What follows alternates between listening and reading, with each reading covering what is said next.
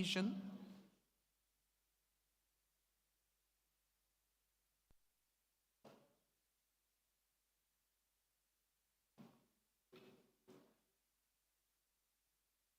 The national anthem.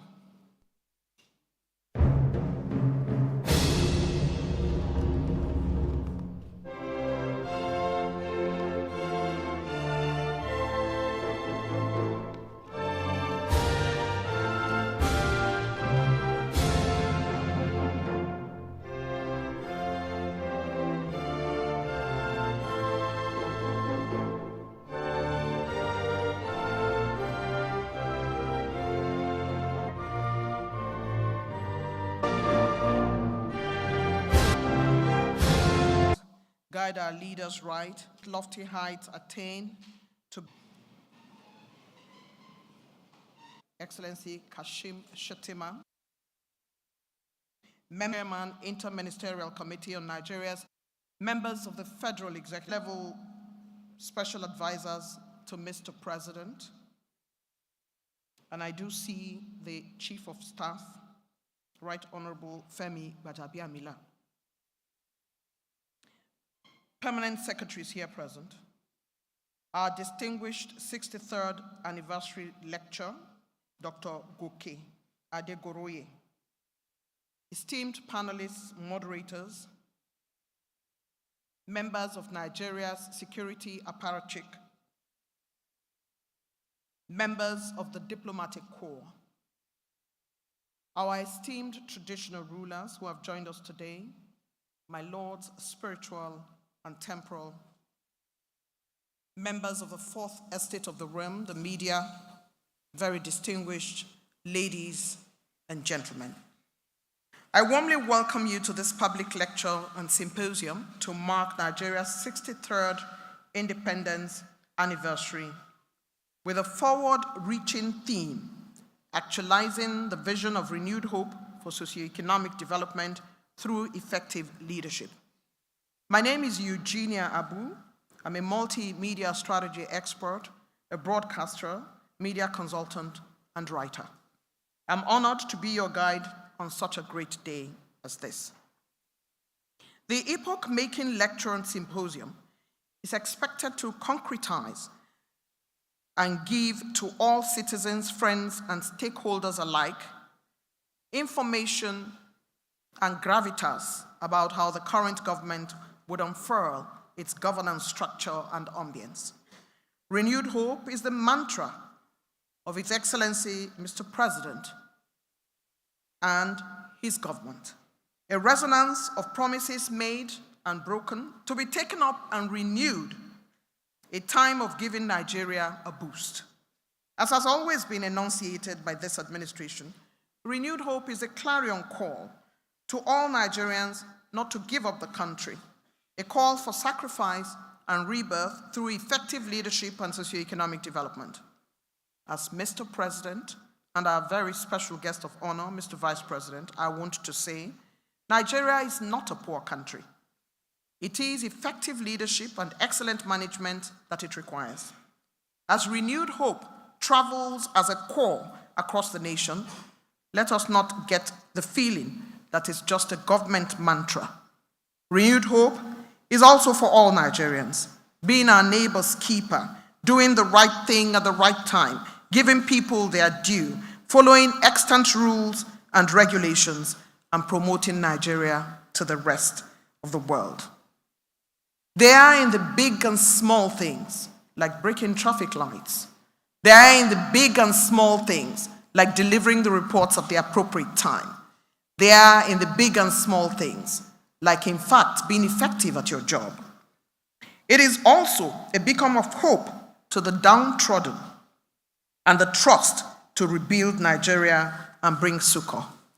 We are gathered here today, Your Excellency, friends, citizens, and stakeholders in this hall, and also at home and also abroad, to have a robust discourse on this subject matter. We have an excellent moderator and brilliant panelists, and we have, of course, our cerebral lecturer, Dr. Goke Adegoroye.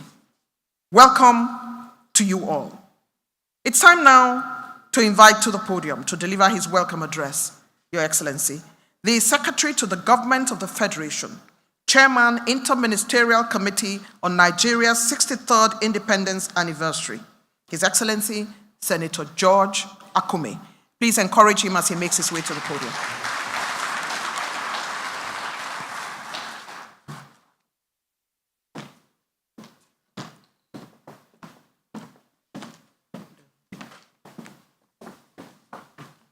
Thank you for the encouragement.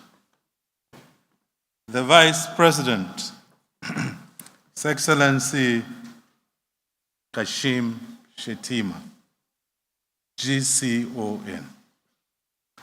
The Speaker, House of Representatives, Right Honorable Tajuddin Abbas, members of the National Assembly here present, the Chief of Staff to the President, Head of Service, members of the Federal Executive Council, special advisors, permanent secretaries, members of the Diplomatic Corps, special assistant to the President and Vice President, heads of government parastatals and agencies, traditional rulers, religious leaders, our guest speaker, gentlemen of the press, ladies and gentlemen, I welcome you all to this symposium, being the second of the series of events lined up to commemorate the 63rd independence anniversary of our dear country, Nigeria. Let me begin by conveying my appreciation to His Excellency Bola Ahmed Tinubu, GCFR, President Commander-in-Chief of the Armed Forces, Federal Republic of Nigeria, for graciously approving the events planned for this anniversary and for directing that should be low-key, in line with our current economic realities. I similarly wish to recognize and welcome His Excellency, the Vice President, Senator Kashim Shettima, GCON, for personally attending this program. This underscores the significance attached to the outcome of this symposium by the administration. Your Excellencies, distinguished guests, ladies and gentlemen, the theme for today's symposium, actualizing the vision of renewed hope for socio-economic development through effective leadership, is intended to shed more light on critical areas of Nigeria's socio-economic potentials that could be explored and developed through policies and programs enunciated by this administration. This process is critical because of the dynamic nature of our socio-economic environment and the global systems. It is also significant because President Bola Ahmed Tinubu had, during his recent address at the United Nations General Assembly, beckoned on the world leaders to partner with Nigeria for business and development. I wish to inform you that eminent Nigerians who are knowledgeable and experienced have been carefully selected to speak to these issues. The format for today affords us the opportunity to listen to a lead presentation, after which a robust discussion will be done by the panel of discussants. It is our expectation, therefore, that eminent Nigerians participating in this program would address these economic potentials as well as government policies and programs that could turn them into vehicles for achieving our aspiration of becoming one of the 20 largest economies of the world by 2030. Let me assure you that beyond the celebration of the 63rd independence anniversary, the Office of the Secretary to the Government of the Federation has a coordinating point for implementation of policies and decisions of government that has made full arrangements to document and carry forward the critical outcomes of the symposium to the highest level of political leadership. Where necessary, relevant national think tank institutions, such as the National Institute for Strategic Studies, NIPS, and the Nigerian Institute for Social and Economic Research, NISO, would be engaged to deepen the articulation. Similarly, the outcome would be subjected to open discussions by relevant stakeholders, including the civil societies, the labor sector, and academia, to enable us harness the best and most viable options. Given the foregoing, it is important and imperative that we all pay rapt attention to both the presenter and discussants during the program for better understanding and comments. Your Excellencies, distinguished invited guests, ladies and gentlemen, let me at this point commend the members of the Interministerial Committee for putting this program together and for giving it a strong perspective that will transcend the present celebration. Once again, Your Excellencies, distinguished ladies and gentlemen, I welcome you all, and I wish us a very enriching experience. God bless the Federal Republic of Nigeria. Thank you.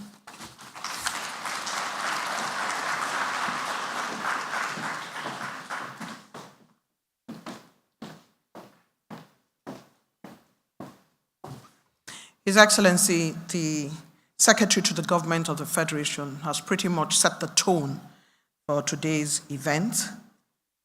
He has talked about the lecture that would be delivered on today's theme to pull out the economic potentials of Nigeria and to also discuss government policies in order to put Nigeria as one of the top economies of the world by 2030. He has also assured us that his office, the Office of the Secretary for your welcome address, let's see the Vice President of the present, and I see that you came, some wiki, has joined us this morning. Thank members of the Federal Executive Council that have come to support. And His Excellency, the Interministerial Committee, which he chaired, also all over the room to ensure that everything is in their numbers that have come to, ladies and gentlemen, to get to the, by a gentleman whose short citation I would read. Our lecturer for today's lecture, carefully chosen, deeply honored by the position he occupies as the lecturer for today's event, is Dr. Adegoke Adegoroye, an academic and scientist turned civil servant, and an advocate of integrity in the public service. He is a product of the University of Ife, the University of British Columbia, Vancouver, Canada, where he obtained his PhD in ecophysiology in 1980.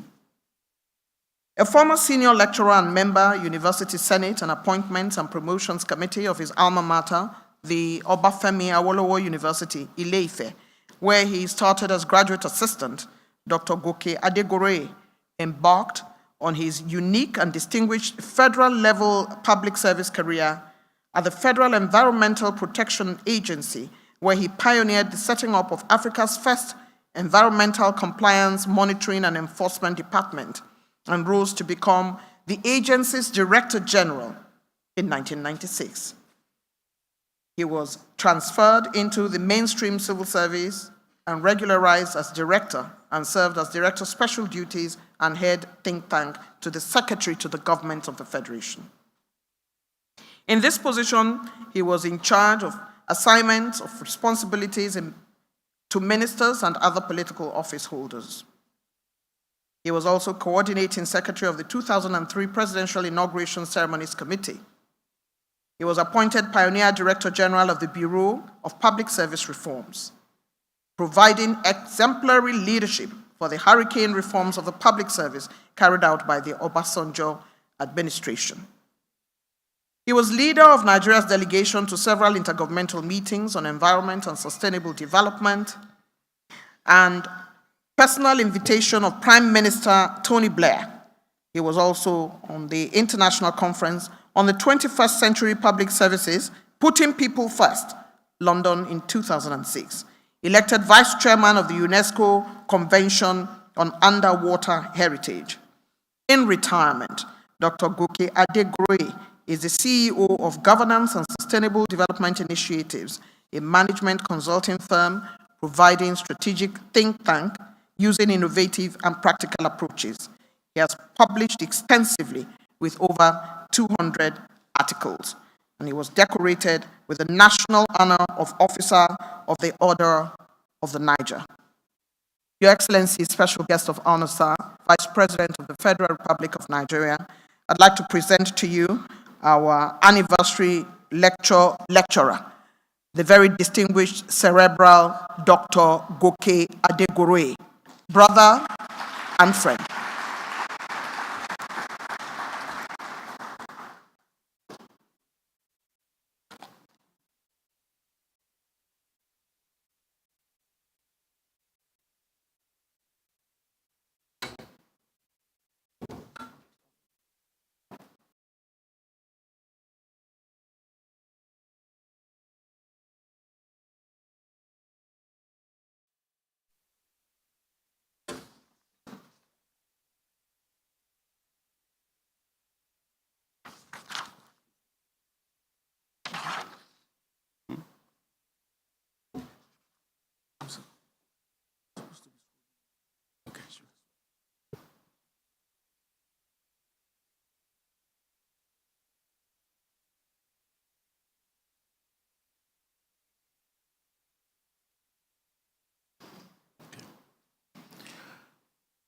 Thank you. I'm being put through how to operate what is before me. The Vice President and Guest of Honor on this occasion of the 63rd anniversary of our nation's independence,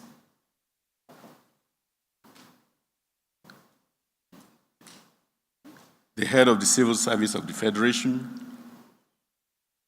the Chief of Staff to the President, ministers of the Federal Republic, heads of executive bodies and extra-ministerial departments, members of the diplomatic community, permanent secretaries, service chiefs, directors general and other heads of federal government agencies, parastatals and corporations, heads of paramilitary services, directors of the civil service and other directors service-wide, gentlemen of the press, and members of the First Estate of the Realm, distinguished ladies and gentlemen.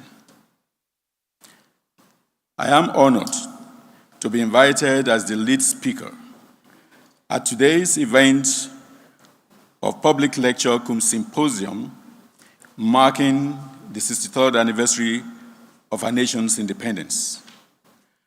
I'm grateful to the SGF as chairman and all the members of the Interministerial Committee of the 63rd Independence Anniversary for identifying me to discharge this function. It is my hope that my presentation will do justice to the confidence that they have reposed in me. Actualizing the vision of renewed hope for socio-economic development of Nigeria through effective leadership is a topic that I have been assigned. It is not a light topic or one meant for or born out of banters. Renewed hope is the theme of the manifesto under which our president and his deputy ran their campaign. My understanding, therefore, is that renewed hope is born out of a consciousness of missed opportunities in a country widely recognized for its immense and limitless potentials, and the determination of a man of vision to galvanize the entire populace to believe in the immense possibilities that this nation offers, while offering himself to lead the way. I do not need to get us bored by reeling out the sad tales of our statistics on national development from independence in 1960 to date.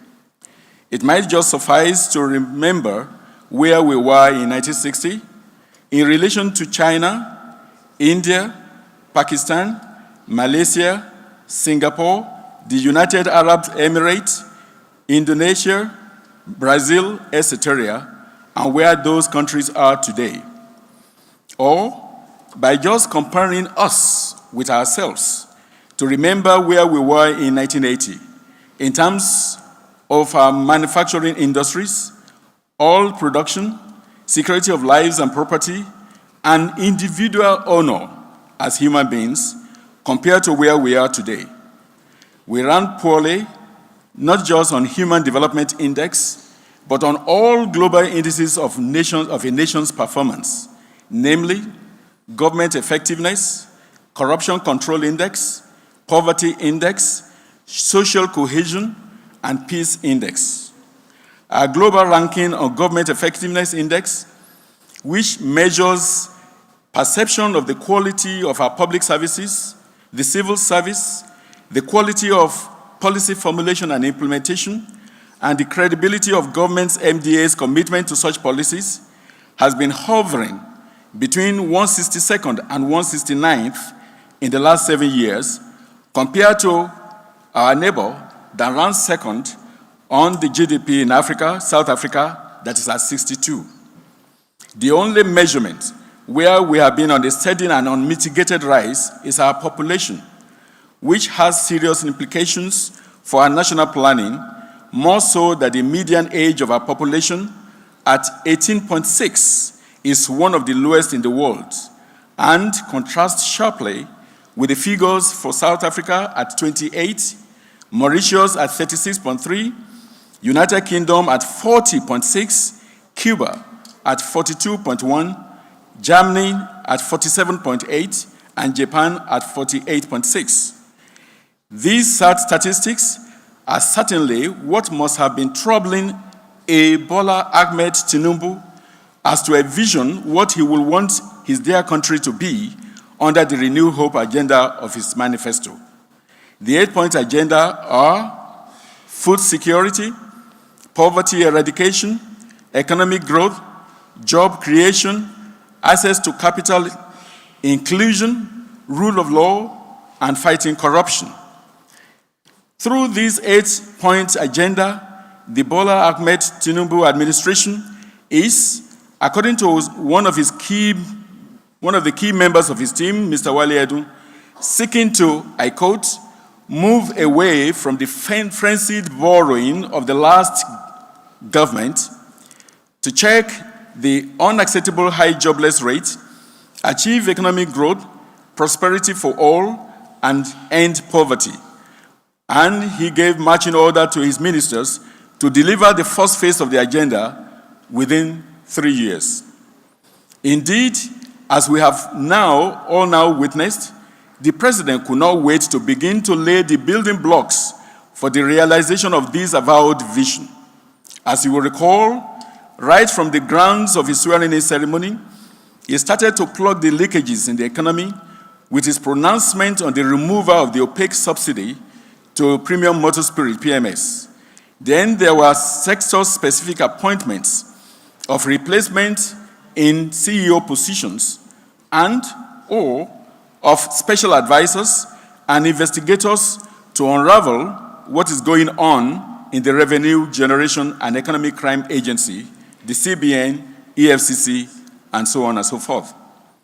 His assemblage of ministers has answered many floating questions of inclusiveness, be it on gender, youth, national unity, and/or political stability and technical know-how. His cabinet setup has recognized the enormous potentials of certain sectors for the economy as to propel him to free those sectors of any institutional encumbrances to enable them to unleash the opportunities that abound in those sectors for global competitiveness. In this case, we remember culture and creative industry, the blue economy. His deployment of ministerial portfolios is challenging hitherto biases and stereotypes on religious and/or ethnic appropriation of certain posts and through his actions is restoring a sense of belonging to every Nigerian, irrespective of their religious or ethnic background. His foreign trips so far have been driven mainly by the need to attract investments for our country, and the trips to India and the United Arab Emirates are a classic example. Even his attendance of the United Nations General Assembly still witnessed positive news on investment in the oil sector. These investments are coming in magnitudes that have appeared elusive in the last 10 years. At all times during those trips, he ensures that he meets the Nigerian community in the diaspora to avail them of his programs at home. And the feedback that people like me have been receiving is encouraging. Where mistakes have been made, he has responded promptly with more acceptable options. It is obvious that every aspect of this setup has been deliberately considered and put forward by the president, as none appears to be a fortuitous coincidence. I have been around the top level of the bureaucracy since the commencement of the Fourth Republic in 1999. But this is the first time that I am seeing all these factors play out in just one man. Nigeria is at a new dawn, and I would like to employ one of our main national symbols to illustrate my take. Our coat of arms, the Nigerian coat of arms, is composed of a black shield denoting our fertile soil that is traversed from both the northwest and northeast by two great rivers, Niger and Benue respectively, which meet almost at the center of that vast land to continue their journey southwards to discharge their content in a maze of delta-induced distributaries to the Atlantic Ocean. There are two horses holding aloft that shield, and they represent dignity, while the eagle represents strength. Unfortunately, it appears that the eagle has lost its feathers, not by molting, the natural process of feather shedding that is bound to induce regrowth, but by bacteria and virus-induced losses, symptomatic of our years of mismanagement, corruption, and leadership deficiency at all sectors of our national economy and human endeavors, across all tiers of government, at national and subnational levels. And so, the great eagle continues to perch on the toss. But right now, however, a new spirit is awakening the eagle, the spirit of a visionary. In line with Section 147 of the Constitution, which vests in the President the powers to establish municipal representatives are all officers. Together, are to provide the Nigerian eagle to fly, now strain the muscles of effectiveness on, one, to work in synergy as to of certain factors that actualizing certain issues, namely between the SGF, the C4, responsiveness, proactive initiative. 5, managing the capacity challenge of the service. 6, pay and labor issues. 7, minister permanent secretary relationship. 8, fighting corruption. And 9, citizen responsibility. The structure of ground. Our first task is to appraise the structure that is currently unfolding from the appointment of the largest number of ministers in our history and the portfolios that have been assigned to them. On this, there are two observations that I'd like to make. 1, the number at 48 going 50. 2, the creation and carving out of new ministries. 3, the return of the concept of coordinating minister. The sheer number per se should not pose a problem if the checks and balances cross-cutting measures in extant circulars and the public service rules and financial regulations are enforced. The salary of ministers is not where the headache of government lies, as the remuneration of ministers is just slightly above those of commissioners in executive bodies like the Federal Character Commission. The real problem is with the unrecognized and under-the-table parasites of limitless dimensions that we seek, and the manipulation of projects to satisfy personal interests and the interests of political parties towards. The role of the SGF in bringing these checks and balances, cross-cutting measures, to the attention of all political office holders through service-wide circulars and ensuring their enforcement is crucial. As a first step, he himself will have to set the example in his official dealings. Creation and/or carving out of new ministries is positive for the economy, as it will unlock the potentials hitherto hidden because of fund migration from their vote heads to satisfy requirements in other areas of ministry that are putting pressure. A classic case is the fate of culture and tourism subsectors under the now defunct Federal Ministry of Information and Culture. I served in that ministry, so I know. Even with a permanent secretary that made her career in culture, the information consumed most of their funds. The creation, carving on alignment of ministries in any administration are bound to elicit some form of struggle for mandate capture or retention. The main challenge, however, is how quickly the required alignment of ministerial structure and the consequential movement of personnel is made to take place. In this regard, it is expected that the personnel expertise that exists under the establishment matters, management services, and organizational design units within the Office of the Head of the Civil Service of the Federation, as well as the guidance of the Bureau of Public Service Reforms, have been activated. Institutional integrity must not be condoned by the head of the Civil Nigeria, Volume 1, pages 222, stating that government structure on the promise of the long-term vision, further stressing that political rented apartments, as so designated in this, the title that currently carries the coordination as to the aligned ministry that is being assembled, pass structure, and to expand the scope of the coordination under the Minister of Health to cover human development, so that education can come into the fold as it is in Indonesia. In our setting, and bearing in mind the focus of the 8-point agenda, an interministerial approach to bring line ministries to relate with one another, to articulate common grounds for program initiation and execution will be a positive thing, provided that we will ensure geopolitical balance in assigning the coordination. Excuse me, please.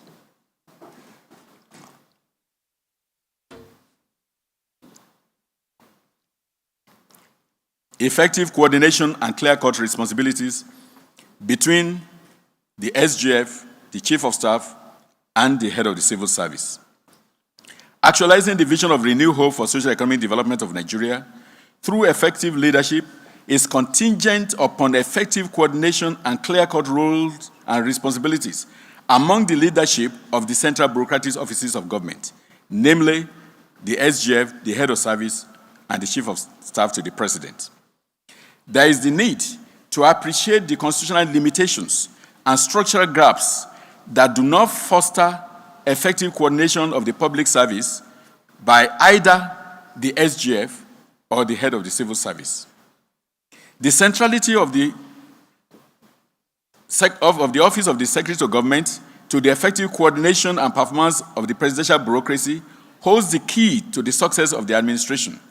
While the Secretary of the Government of the Federation is not constitutionally empowered to control any service at any given time, it is still supported with at least 6 permanent secretaries, many of whom are charged with responsibilities that have cross-cutting impact, such as economic affairs, political affairs, special services on security, ecological funds office, apart from cabinet office and the general services office. In addition, the establishment of the Office of Policy and Coordination in the office, though at a political office holder level at the moment, provides the crucial platform to track the implementation of the Renewed Hope agenda, as that office can work in collaboration with the economic and political offices, and through them to the entire public service. By the same token, notwithstanding the constitutional interpretation of the civil service of the Federation as service of the Federation in a civil capacity, the scope of the responsibility of the Head of the Civil Service of the Federation is confined to the mainstream civil service, comprising of officers carrying the employment letters issued by the Federal Civil Service Commission, and they constitute less than 6% of the federal workforce. Therein lies the structural gaps-induced challenge of coordination of the federal public service, where a sitting head of the civil service of the Federation is looked up for guidance and resolution of issues across the entire service, and yet is not able to exercise control over those other services. The Chief of Staff to the President is the inner ring of the presidential bureaucracy. The office is designed to manage the time and space of the President. Synergy in the official relationships of the three offices is sine qua non to the actualization of the Renew Hope agenda. The creation, carving out, and/or realignment of ministries in this administration are bound to elicit some form of struggle for mandate capture or retention. It is imperative that ministers involved, working with their permanent secretaries, are able to resolve this as quickly as possible so that they can settle down to work. No matter how the mandates are spelled out, there will always be some form of overlap. Duplication is what we should strive to avoid, but overlap in functions are an inescapable outcome of an organizational operations.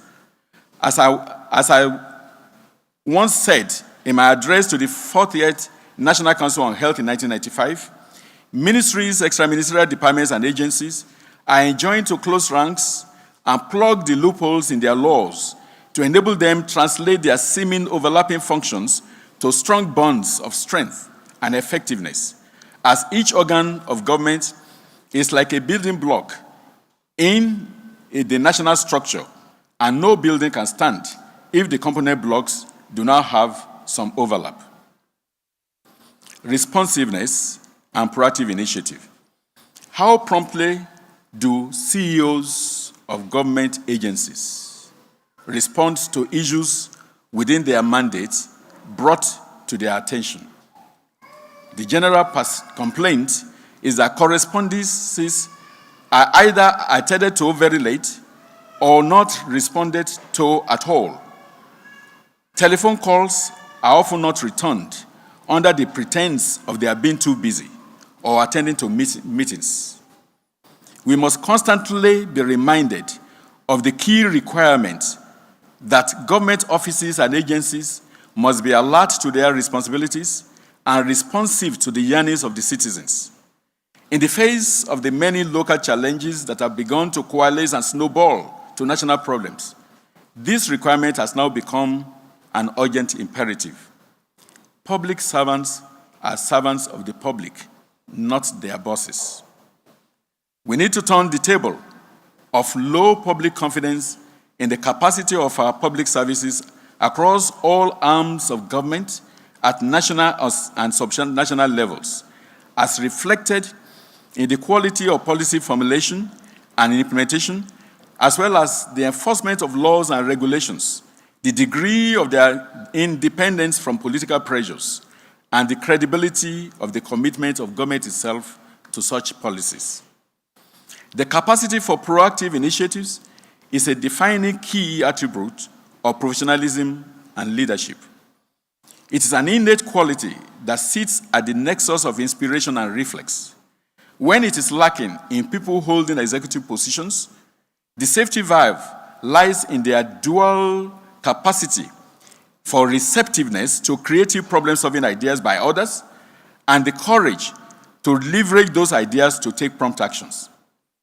Premium importance needs to be placed on capacity for proactive initiatives, receptivity to ideas, and the courage to take prompt actions in making appointments into top executive positions in government offices and agencies.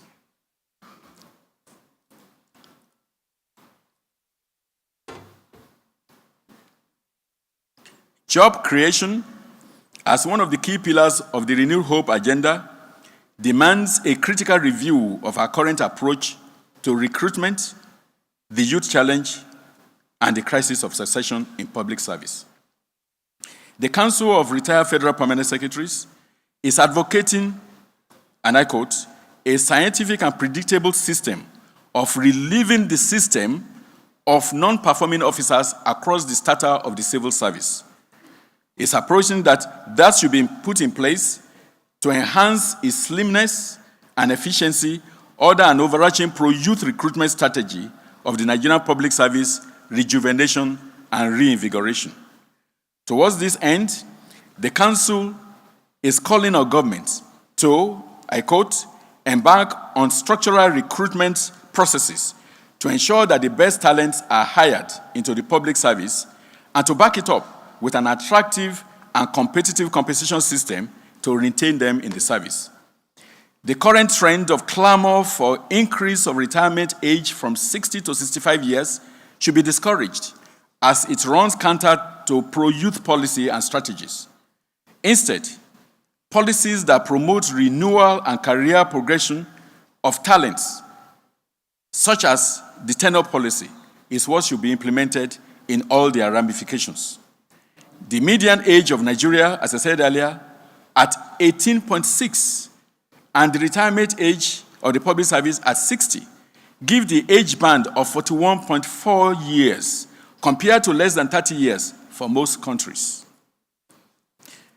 Still talking about the COFEP's recommendation, I'd like to also expose here that COFEP is also advocating the immediate implementation of Regulation 1 to make the foreign service a separate service.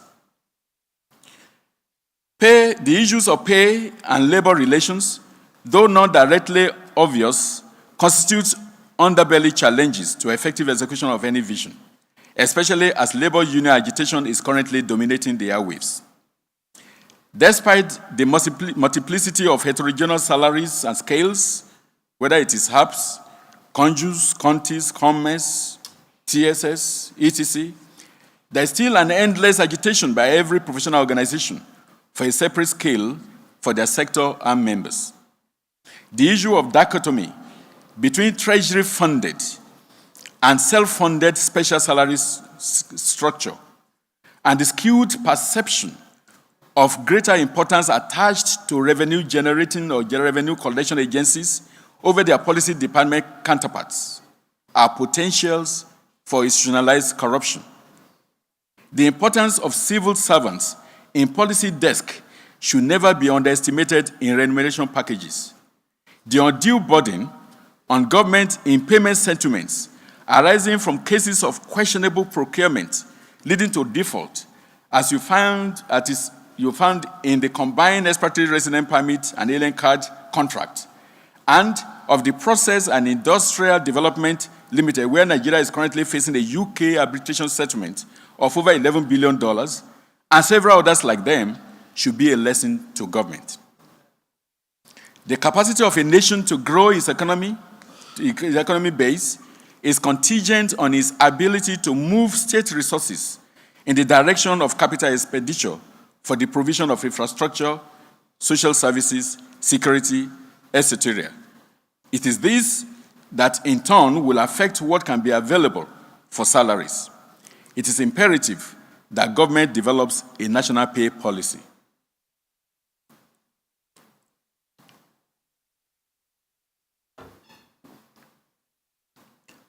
On labor issues, I'd like to draw our attention to certain basic facts. 1, labor unions seem to ignore the basic fact that the business of government is to deliver development and services to the populace, and that workers' salary should appropriately be contingent on 1, how well this sacred duty of government is achieved, and 2, ability to pay. Government is not set up merely to pay salaries. 2, their focus on the present without consideration for future workforce is against the principle of sustainable development as enshrined in the constitutional provision of equal access to gainful employment, which also implies intergenerational equity. 3, the percentage of workers under the umbrella of the unionized labor is small compared to other Nigerians struggling to make ends meet in their micro and nano businesses. 4, there is low productivity of many workers in government, the absence of whom do not dent the performance of government agencies, as proven by the COVID-19 protocols. 5, labor issues are often used to exert pressures of political relevance rather than shape the public sector for the better. Hence, their agitations are strategically timed at points of political weakness of a ruling party, usually before the admission setting or just before elections. 6, labor unions place undue focus on remuneration, leaving out human resources issues. For example, their struggle in the last 2 years have been on minimum wage, whereas the majority of public servants across MDAs have been agonizing their stagnation predicament arising from the suspension of the tenure policy and the absence of consequential vacancies for their promotion. Minister-Permanent Secretary relationship, the imperative of mutual respect. Ministers as political heads must strive to accord respect to their accounting officers if they want to succeed. Of course, those accounting officers themselves must also conduct themselves in manners that will earn them that respect. As I stated in my book, page 275, in order to command the respect of their ministers, permanent secretaries should bring the experience of their years of service to bear on their job through proactive initiatives in the quality of their advice, the maturity of handling sensitive and volatile situations, the timeliness of their response to issues, particularly on the directives of their ministers, and their strong commitment to uphold the ethics and values of the system. Reciprocally, ministers in particular will need to exercise great restraint so as not to be perceived as operating under the illusion of absolute knowledge and authority. Neither should they be seen as exploiting the advantage of their unfettered access to the president and the press to undermine and or ridicule their permanent secretaries and other accounting officers. That there are permanent secretaries and directors that are in their 35th year of their service should minister to the youthful ministers in the cabinet about the limits of their know-all postures. To restore the integrity of permanent secretaries' corps, in assigning permanent secretary to ministry, the musical chair mentality of deployment must give way to a fit-for-purpose ministry assignment. And permanent secretaries found wanting after 2 rounds of deployment on account of irreconcilable differences with their ministers and in the absence of sound defense by the head of the civil service should be retired in the public interest. Merit should determine appointments and promotion, not patronage. There should be no room to entertain questions about capacity, professional competence, or corruption of accounting officers in MDAs, as the president is at liberty to determine who is his appointee as a PAMSEC or DG, executive secretary, etc. Fighting corruption. Corruption has festered more despite our multiple anti-corruption laws and their enforcement institutions. Across all sectors, whether it is the NNPC, the CBN, FRS, customs, and the nation's woes have continued to mount. With the integrated payroll and personal information system, the Treasury single account in place, humongous amounts of leakages have continued to occur in the Treasury of government. This speaks of the integrity of many in leadership positions.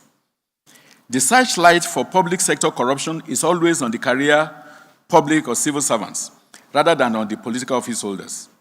This is because, as I stated in my book on page 38, in the kitchen of public sector corruption, the civil servant is the cook that carefully selects all the ingredients and bakes them into an appetizing cake.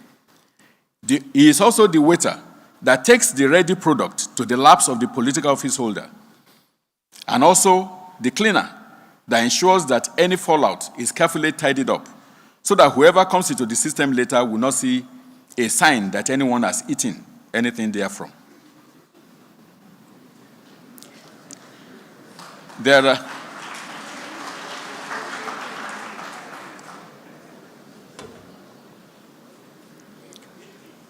are at least 18 channels that I have identified through which recurrent appropriations are abused regularly by accounting officers in collusion with their political heads. Indeed, the art of budget manipulation for personal gains as a mode of operation of yearly appropriations of MDAs has become a coveted expertise that certain political office holders headhunt in the deployment of permanent secretaries and the appointment of DGs as accounting officers in their MDAs. It is incumbent on the accounting officers to checkmate their political heads and themselves from bloated and unrealistic paraphernalia of office in terms of an endless list of perquisites spanning support staff, fleet of vehicles, working tools, energy source, and office space layout. Hiding under the cover of purchase of project vehicles betrayed the public trust. The success of the president in actualizing his renewed hope agenda is contingent on his commitment to really deal with corrupt officials in leadership positions, be they political appointees or career public servants. Doing that at the topmost level is critical, as the integrity backbone of the occupants of those positions is what the accounting officers and their subordinates will rely upon for the courage to do their own job. In conclusion, counting our blessings as a nation, citizen responsibility. 2 years ago, on the occasion of Nigeria's 61st independence anniversary, at the Lux Teraf Leadership Foundation Town Hall meeting on solution-driven and forward-thinking approaches, I issued a statement titled, Nigeria at 61, where do we go from here? Saying that Nigeria has the best balance sheet of natural resources endowment to natural hazard and disaster in the world. And I liken our situation to the proverbial Akebaje, spoiled brat, in Yoruba folklore. I stated that Nigerians are like spoiled brats in the presence of God Almighty. As the Yoruba will say, Akebaje timba omolowo je, meaning undue indulgence is what has rendered the child of the affluent useless. First, you find him crying, and when he's asked what is the matter, he says, it's because I am hungry. So you instruct the steward to serve him a good plate of food. Barely a minute after the plate of food has been placed in front of him, he bursts out crying again.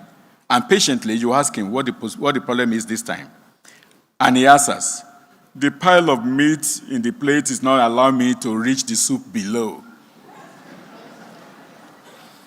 Consider the abundance of our minerals, our biodiversity, with as many as 1,000 species within 1 kilometer in some cases. Ask Minister Dele Alake and the Minister of Environment. And if I may borrow the communication swagger of Minister Yesom Wike of the FCT, where I served, gold, we get them. Gypsum, we get them. Bentonite, we get them. Gemstone, nko, ide nyafu. But earthquake, we no get them. Tsunami, we no get them.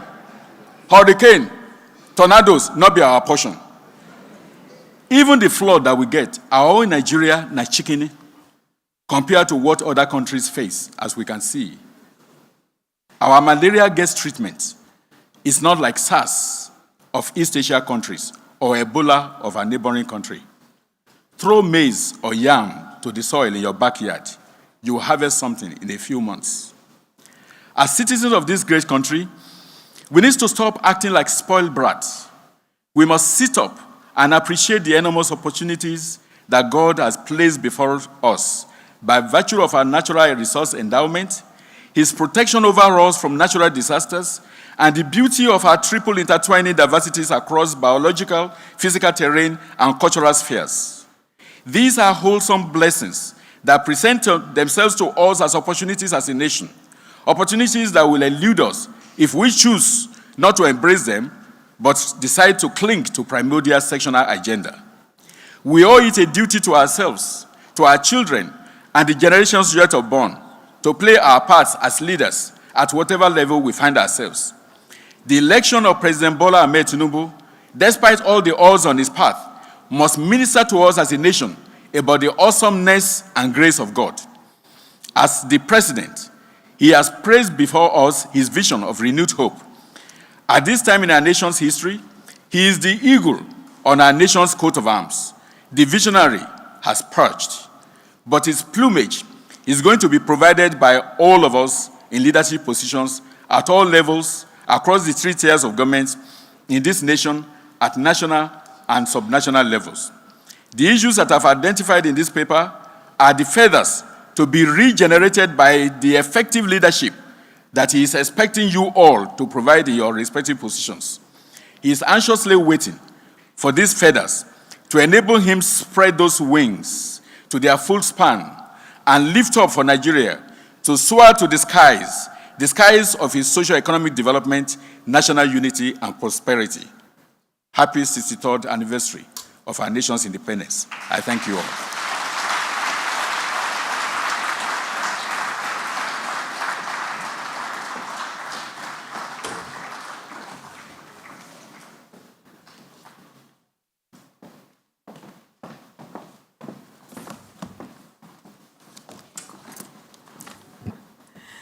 Your Excellency, Special Guest of Honor, what an anniversary lecture this has turned out to be.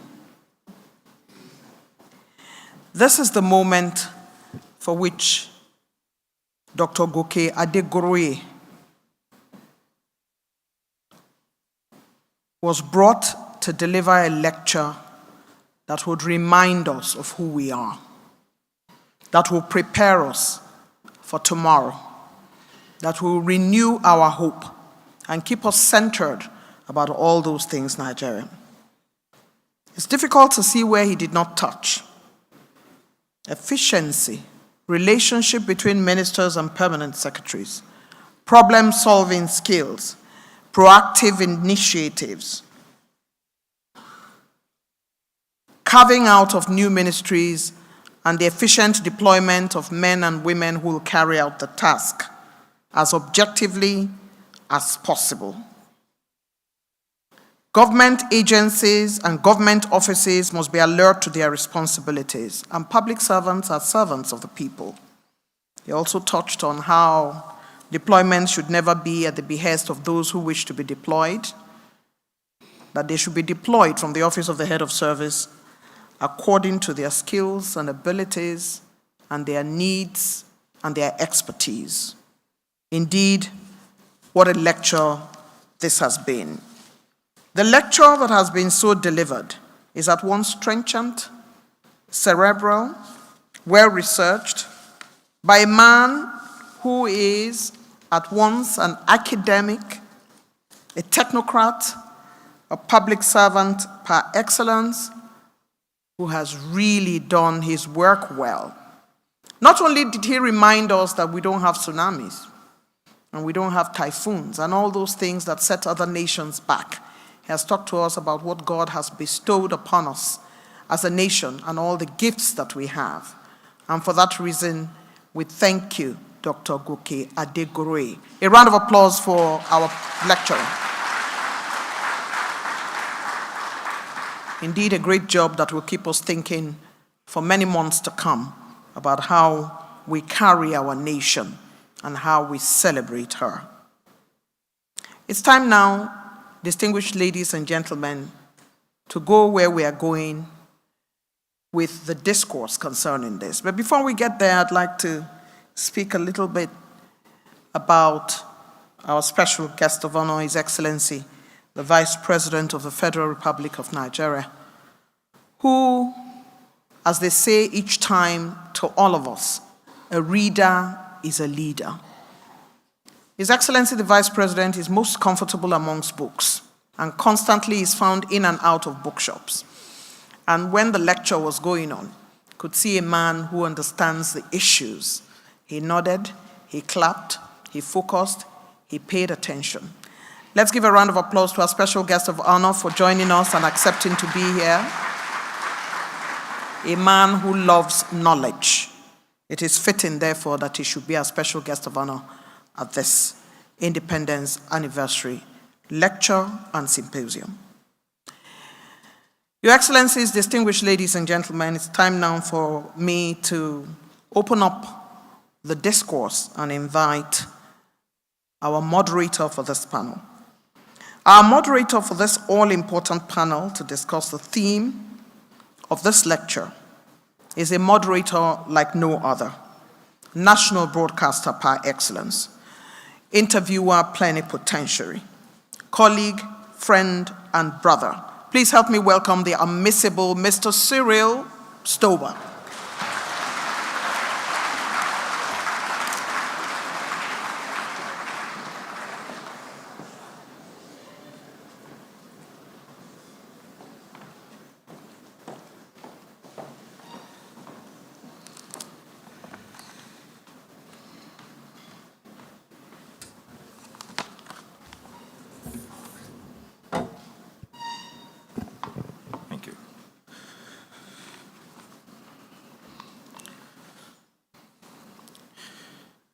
Your Excellencies, Mr. Vice President, I'd just like to proceed quickly with the business of the discussion, seeing that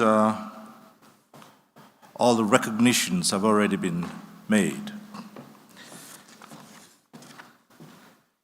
I'll start off by introducing the discussants and giving you just a brief background on them. I will introduce them in no particular order. So let me invite, for the purpose of being a discussant here today, Mufuliat Fijabi. Mufuliat Fijabi is Executive Director, Sustainable Gender Action Initiative and CEO, Capacity Impact Nigeria Limited. She is a gender and development specialist with more than 2 decades of experience in gender equality and women's empowerment, policy development, and advisory leadership development, resource mobilization, and communications. She was before now CEO of Nigerian Women Trust Fund, Gender Advisor, International Foundation for Electoral Systems, National Gender Expert, UNDP Democratic Governance for Development. She can also be described as a reporter, a journalist, an editor. She holds degrees from the University of Ibadan, University of Lagos, and the University of York. Mufuliat Fijabi is our discussant here.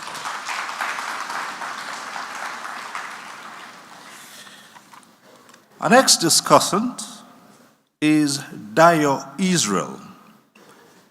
Dayo Israel is the national youth leader of the All Progressives Congress and member of the party's National Working Committee. He's an alumnus of Harvard Business School, Cambridge George Business School, the Executive Development Program of the Wharton School of the University of Pennsylvania, and the London Metropolitan University. He was named one of the 100 most influential people of African descent under 40 in 2017. Dayo has twice been recognized in 2016 and 2017 as one of the UK's brightest young leaders. He was also recognized as one of the top 25 promising Nigerian youths under 35 to serve Nigeria in 2016, and as one of Africa's top 30 most inspirational young people of 2013. That and so many other things. Dayo Israel, another discussant. Let me now introduce our third discussant, Professor Ibrahim Umara. Ibrahim Umara is a professor of international relations and strategic studies, the former head of political science, Department of Political Science in the University of Maiduguri from 2011 to 2016.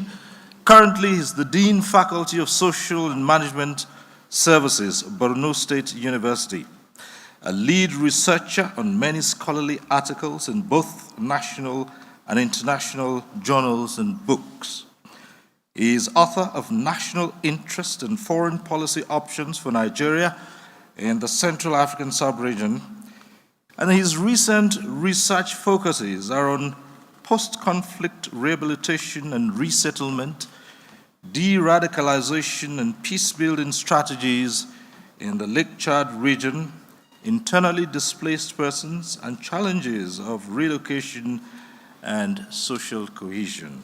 I give you Professor Ibrahim Umara. And I am Cyril Stober.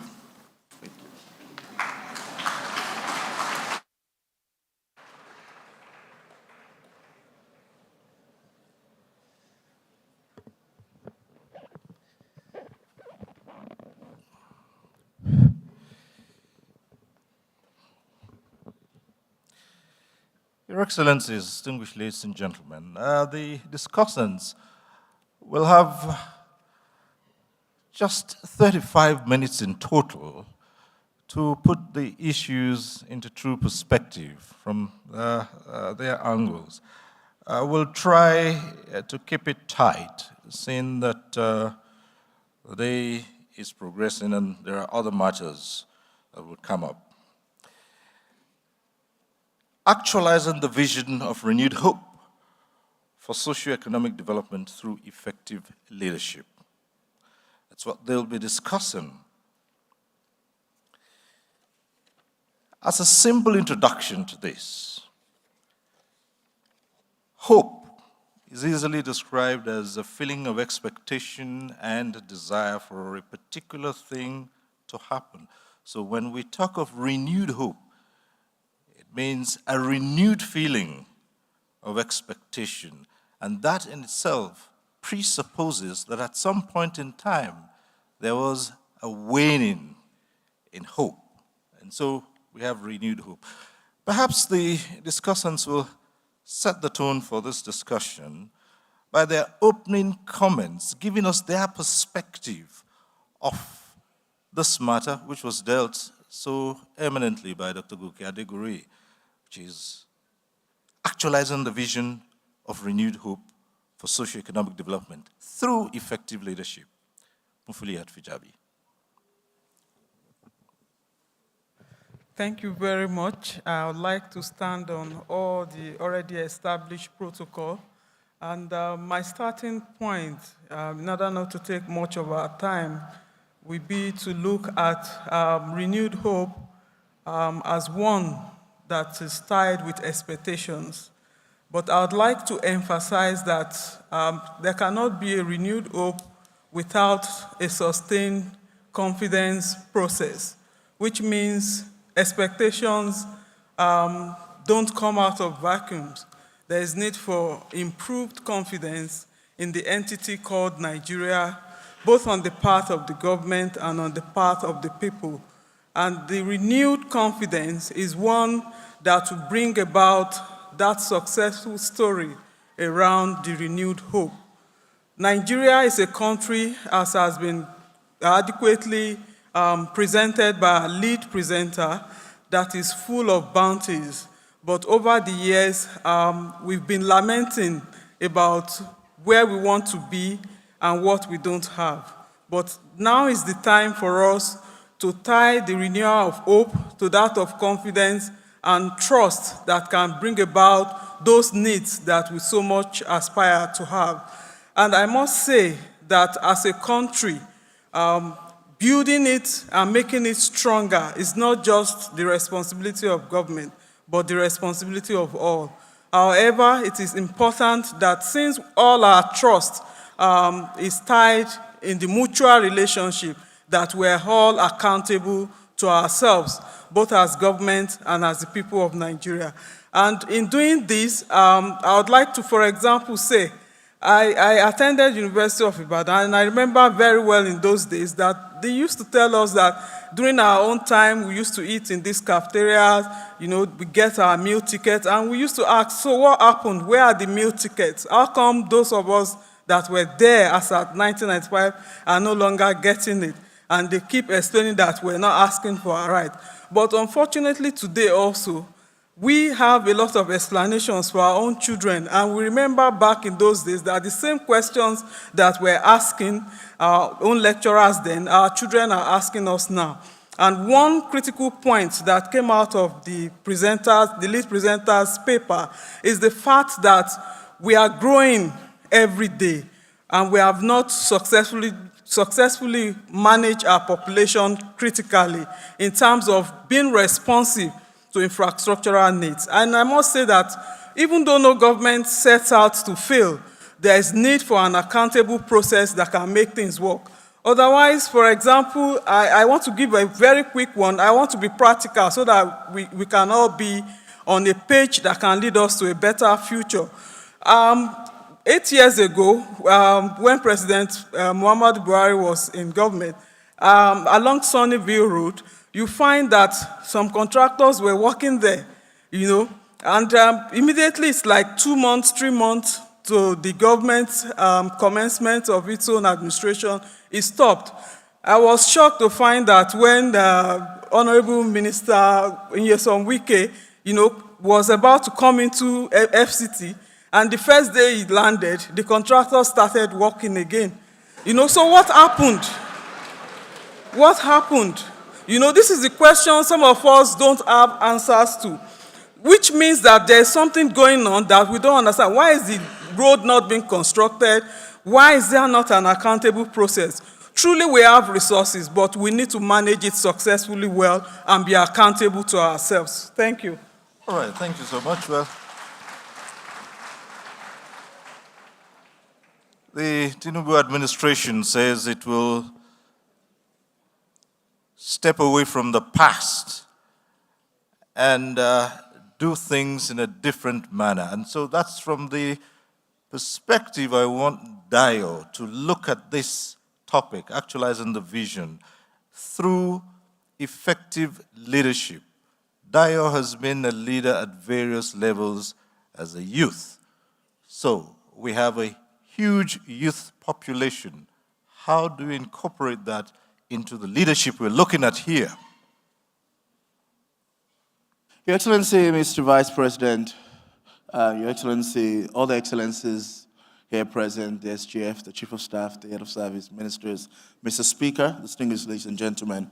First, I want to say a big thank you for the opportunity to represent my generation at this August gathering as we celebrate Nigeria's birthday this weekend. Dr. Agde Goroye gave a fantastic speech about public sector effectiveness and public sector reform. But one of the quotes that I love about leadership is not just that everything rises and falls on leadership, but also the point that when purpose for something is not known, abuse is inevitable.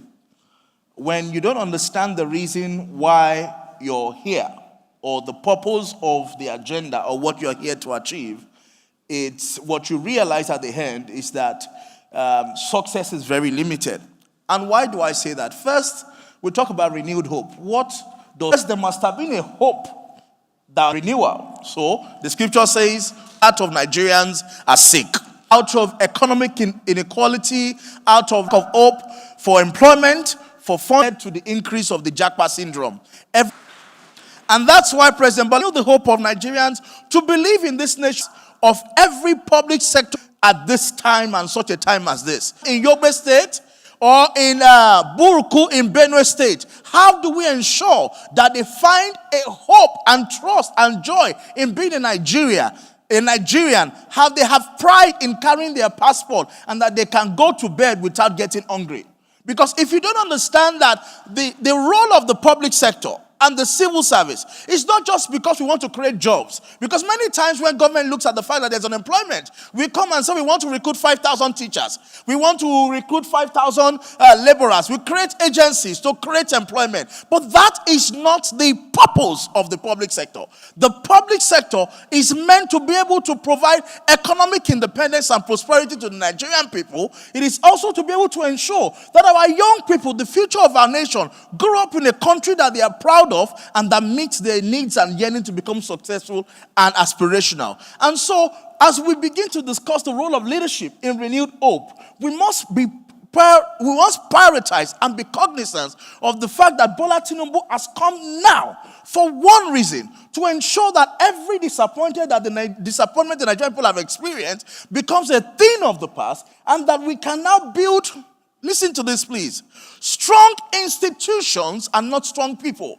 Ajay was talking, for example, about what happened. You had a system in Abuja. A minister came in. The president came in. Everybody was scared that, Buhari was going to come as a military man to change a lot of things. And suddenly, they started going back to side. They started working. After maybe 2 or 3 years, they got relaxed in the system. It was more of the experience of strong individuals, either in ministers or in permanent secretaries or in directors.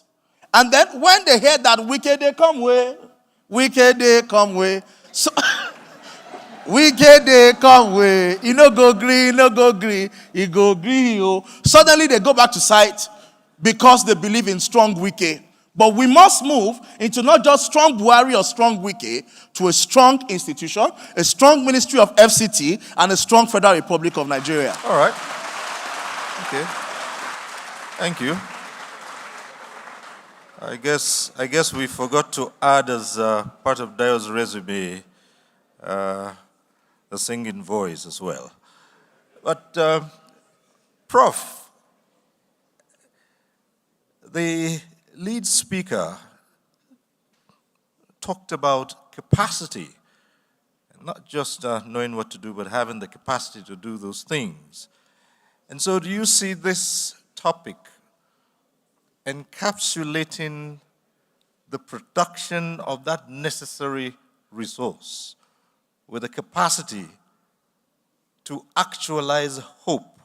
So are we seeing a renewed hope in our education? Thank you very much, Your Excellency, Mr. Vice President, the Chief of Staff to the President, honorable ministers, distinguished guests, ladies and gentlemen. I feel highly honored to be with you today to celebrate our 63rd independence anniversary. Capacity is what is expected of when we are marshalling the process of achieving an anticipated outcome. And the realization of hope, as envisaged from the subject matter of discussion, is on ability to marshal human and material resources in order to deliver, to attain. Now, the capacity now lies on two-pronged things. One, within the context of vision that is already attained in relation to delegative responsibility for every individual to act within the confine of whatever term of reference that we are given. And then two, to convey in clear terms a sort of communication to each individual to know and then to act and then to perform in realizing the particular objective that were already envisaged, that the two will conjoin to create two again, within which those that are working on behalf of the leader really know that their leaders are behind based on whatever tools that are necessary for them to act. And then two, their inclusion in the processes of attainment by apportioning responsibilities are the capacities that every nation is aspiring to identify. In relation to education, it's one of the fabrics that we are talking about. And then there are changes, and we have to understand based on the presentations. Sometimes we tend to compare Nigeria with other nations without taking into cognizance the indices of comparison. For those people that have gone beyond, They were within the context of what we call strategic invasion corridor of the rivalry between the then East and West, particularly Indonesia, Malaysia, and Asian tigers. They were so competitive between the United States of America and then the former Soviet. But for us in Africa, we were left on our own, so there are no serious investments that had brewed into the developmental aspect of our nation. So the educational system have to be in line for us to conscientize and then for us to take up. But for the education to take a toll, remember the new rates of payments, particularly the tuition fee, registration fee of the universities, the secondary schools and the primary schools are all things that have to be considered, because without proper primary school, you don't have adequate secondary school, because whatever that the secondary school produces, that is what the universities and the tertiary institutions will observe. If they are not properly trained, then there is where we get the problem. And then again on the presentation of the public sectors, public service sector, particularly of the labor union, Nigeria is a plural country. We are a federal setup. We just don't have to assume what is existing in the East should exist in the South or in the West. It doesn't work this way. We are a federal entity. We have our uniqueness. We have our peculiarities. We are talking about education. What are we talking about? People that have not yet have access to even their local communities. We are talking about galvanization of Nigerians to have a sort of renewed hope. Which hope when people don't even have access to their farmland? We are talking about food security, where people that are engaged in agricultural production are kidnapped, abducted, and carried away. And then the galvanization of the political leadership by renewing the hope for Nigerians is to ensure that the security service sector is beefed up for them to do their job, to secure the environment, as basic prerequisite of every government is to protect the life and properties. In northern Nigeria, in northeastern Nigeria, things are becoming somehow improving now, particularly in Borno and Yobe State, the security situation is improving, but yet in terms of actual, absence of fear of the unknown is still somehow in renaissance. And for the southwest, for the north central and for the northwest, I think there are certain elements, but the security is doing its best. But for the education, we have to give hope to the young people, the corpus, and then the undergraduates to be in their educational institution without fear of being abducted or kidnapped. Thank you very much. Well, an interesting point which the lecturer made in his presentation was that the matter of actualizing the vision of renewed hope cannot rest with the government agencies alone. Now, I want us to look at that, the fact that the citizens themselves who are being called upon to renew their hope and commitment to the new workings of a new administration, what is their role, since we're saying this cannot be a government affair all along? It's now left for the government to have a clear communication channel to carry along the people. Particularly what is happening on ground has to be improved. Governance is a structural functional phenomenon within which those that are governing are using some sorts of institutional apparatus. The institutions are responding to the responses of the populace that they ought to serve. And if the people are carried along through adequate mobilization, advocacy, through practical issues that will make them to have a sense of belonging, I think the people will have a hope. Particularly His Excellency, the Vice President of the Federal Republic of Nigeria, when he was the governor of Borno State, he had a sort of challenges that really make some people to even lose hope, particularly in terms of destructions and devastations to life and properties. Almost 75% of the local governments in Borno State were displaced, but the governor refused to leave in order to give a great hope to the people of the state. That is one, when he was a governor. Two, without relenting on the airports, any destruction on any infrastructural facility, he is on spot to ensure that it has been rebuilt. And then three, those that were already displaced, he ensured that he camped them at the internally displaced camp, redeploy the civil service at the state and local government sectors, each at designated IDPs, for them to continue servicing either the health or educational needs of the people. This created the hope. Even those that left Borno as an IDPs outside Borno said, on hearing what is going on because of the renewed hope, they went back to the state. If we are going to apply this type of method, being resilient, of delegating responsibilities, of solving problems, if the people are aware of their problems are being taken up by the leadership, they will naturally going to be mobilized in supporting the particular visions and aspirations of the federal government. All right. Thank you. Dayo, let's come to you. And this energy that the mass of youths possess, how do you harness that when you talk about renewed hope and actualizing the vision through effective leadership, even at their levels? Thank you. First, let me use the opportunity to highlight something. We're sitting on a time bomb, and the clock is ticking. 2 years ago, we had a massive protest by young people for the NSAS. The turnout was amazing back-to-back for days. Recently, after the death of the young man Mohbad, there was a candle walk across the country. Young people turned out en masse. The reason why those critical numbers of young people come out a lot when there are those kind of protests and activities is because, like they say, an idle hand is the devil's workshop. A lot of our young people are at home without employment, without financing, without a form of support. And so our approach must be people first. Let me borrow the words of the president. The president said, Tobani, I'll say it in Yoruba, Tobani talo kan, Yoruba lo kan. Tobani Yoruba wo lo kan, Emi lo kan. In other words, when they say whose turn it is the turn of the Yorubas. When they say which Yoruba, it is my turn. Now, when they say whose turn it is in the renewed hope agenda, it's the people. We must have a people-first approach.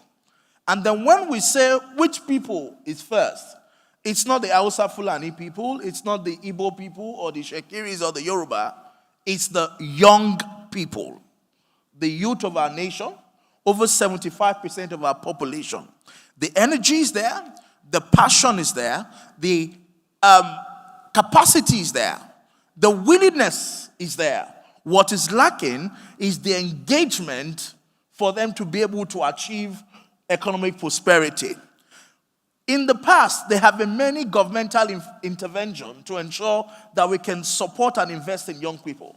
But if we look at the matrix of monitoring and evaluation and look at the impact of that, lack of access to those opportunities is also very enormous.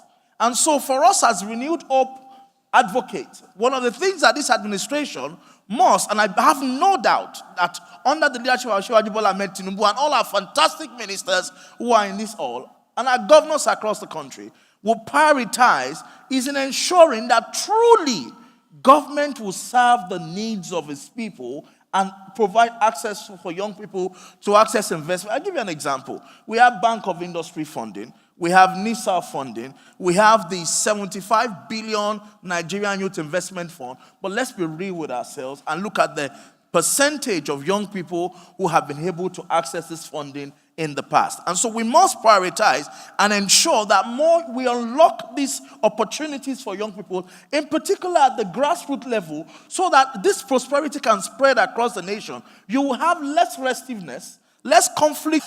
I've spoken to a lot of our leadership of our government, but this is our prioritizing engagement of young people.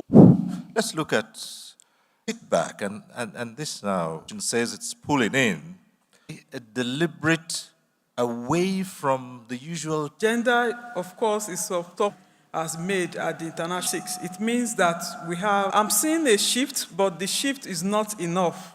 It's not enough in the sense that as a country, we had a benchmark that we set for ourselves in the national gender policy, which is even far more about the global benchmark, And Last year, 2022, we also had a court injunction speaking to the need for the government to respect its own gender policy, by ensuring that at least at the minimum, there is 35% inclusion of women and men in all political appointive positions, not just at the federal government level, but starting from the local government level. So the shift is seen and the political commitment is seen, but we would need to see it translate more into action in terms of the number of political appointees and the extent to which there's a gender balance. And of course, we know also as a nation, having committed to the UN Resolution 1325, that women are critical in peace-building processes. And this tells us a lot, with the need to completely move away from some of the challenges we have with security in our country. So gender is critical, gender is very important, but at this point, we need some deliberate efforts, such as an affirmative action, to ensure that this happens. And of course, in a nation-building process, we cannot underestimate the contribution of women and the role they play, in governance. And I would like to say that it's very important to put in place sustainable actions that can enable the process, that can make it more convenient for women, to enjoy, and men alike, to enjoy the good dividend of democracy. And I want to give an example. Primary health care is very important, it's critical, but the state at which our primary health care centers are today are not the best. And we know that women, one of their first places of call, especially in the communities, will be to go to primary health care centers to take care of their health. So I'm also using this platform, to say that to further affirm that shift, we need to take care of some of the basic things, that affect and impact on the lives of women. And also looking at infrastructure, this is critical. If I take road, for example, it has a lot of economic impact on how we have access to farm produce from the deeper communities, where women and men alike need to bring out some of those farm produce that they have invested a lot in, over the years, especially when it's the time of harvest. And like has been said, Nigeria is a very rich country in terms of agricultural produce. We need to invest, to make it more accessible and to make it very interesting to people. I was with a group of other West African colleagues, some 3 weeks back on a pre-election visit to Liberia. And we were doing analysis. And because Nigeria now has, a very strong hold on its production of rice, it was very obvious that to buy a bag of rice in Nigeria was reasonable in price than you could find in Ghana, for example. I know we were discussing about governance and government, and some of my colleagues from this West African sub-region said that please just tell your country, your President Ahmed Bola Tinubu, to just make our country part of Nigeria, because it seems you people are enjoying more than us. I said, yes, we're not there yet, but we're trying our best. These are colleagues who are professionals. And from that visit also, my joy was also increased by the fact that some of the state actors, non-state actors that we also met at different fora, were listing some of those kind of support that they were expecting from Nigeria as a country, to a fellow country in the West African sub-region. This means that Nigeria is not a failed state. We're not where we want to be, but there is need to put in more deliberate actions to achieve what we need to achieve. And in doing this, women cannot be left behind. Women need to be fully included in actualizing the renewed hope of the current government. Thank you.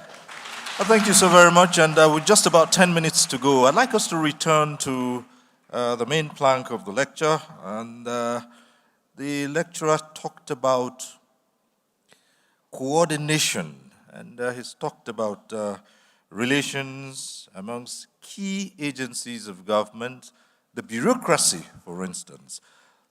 As we round off, let me start with you. how quickly should the coordination be amongst the agencies of government? How quickly should that be if we are to keep this drive for renewed hope alive? Yes. Thank you. The time is now. We don't have much time because, of course, government is transitional, but the country, the people remain. So the coordination should start now. And I'm also using this platform to say that one key critical area is to have the people on the page of the government, and that's through a real reorientation. The National Orientation Agency should be at work to ensure that there is adequate coordination in the kind of thinking and rethinking process of Nigerians as a people. You know, we need to have that value in us, that to be a first-class Nigerian citizen is not comparable to a second-class citizen where people jackpot or where people go to today. I would rather be a first-class citizen of Nigeria rather than be a secondary citizen. So the time is now. All right, thank you. Well, Dayo, I'd like you to look at that as well, but have at the back of your mind how you can discourage the concept of juicy postings. The lecturer alluded to that. Thank you. Let me use the opportunity first to thank the President and the Vice President for an increased level of youth inclusion in this administration. We've never had it this good. There have been so much young people, phenomenal young people even from the grassroots who've been carried along, let me use that word, in the administration. Mr. Vice President, sir, thank you for Ningi, thank you for Amshi, thank you for all of the young people on your team. And of course, Mr. President, thank you for Atika, thank you for Moremi, thank you for all the fantastic young people. Chief of Staff, we're very grateful for upping youth inclusion in this administration. We've never seen it this way before in Nigeria. And of course, we want more, we expect more. There's still thousands of young people out there who work for the party and who have competence and capacity and who are waiting for a platform to serve their fatherland and their motherland, whichever one it is for them. I think I see Shagun Dada there. With, you know, Aziz, there's a lot of young people there. Now, about when do we start? We need to start as far back as yesterday. This is the time to hit the ground running. And see, Uncle Cyril, you were talking about the issue of GC ministry. It goes back to my first point. When the purpose for something is not known, abuse is inevitable. If you don't understand that you're not here because you've come to get a good life or a reward, but it's about people first. You understand that Nigerians are waiting, Nigerians are anxious, we are promised a lot during the election, and they want to see performance. And so every day they're waiting to see something good from all our ministries and all our agencies. But also the reality is that the ministers, their success depends on the effectiveness of the public servant and the civil servant under our beautiful head of service, Mrs. Esson. And so all of us, it's not just about the cabinet ministers themselves, but even the career civil servant need to wake up that it's not business as usual, and we have a bomb ticking. We have a responsibility to show people that we know where we are taking them to. They say, follow who know road. If we can't show people that we, on time, that we know where we're taking them to, and they're anxious and saying, what's going on, they will lose confidence, like you said. But when they see that you are showing capacity, you're showing direction, it is easy for them to calm down, knowing that the man of the wheel. What we have so far today is the goodwill of the president. They know that they can trust him. We know that we believe in him. We know that he knows what to do. We must ensure that we are proactive so that we don't exhaust or waste the goodwill that Nigerians have in the president. Thank you, Prof. And on to you, Prof, in rounding off. I'd like you to quickly look at how you can, in promoting effective development through effective leadership. I'd like you to look at the role from the office of Democrats and those in office. The Chief Secretary to the Government of the Federation is the Chief of Staff to the President and Commander-in-Chief. But NAV Center of service in lies to ensure who serve as a custodian of that will be written by some of the technocrats of the correspondences between the head of state and some ministries. And it's only the the chief of staff to the president that may be aware, because the letters must go through his ministry, through his office before it reach the head of state. So the president should exercise and demonstrate leadership ability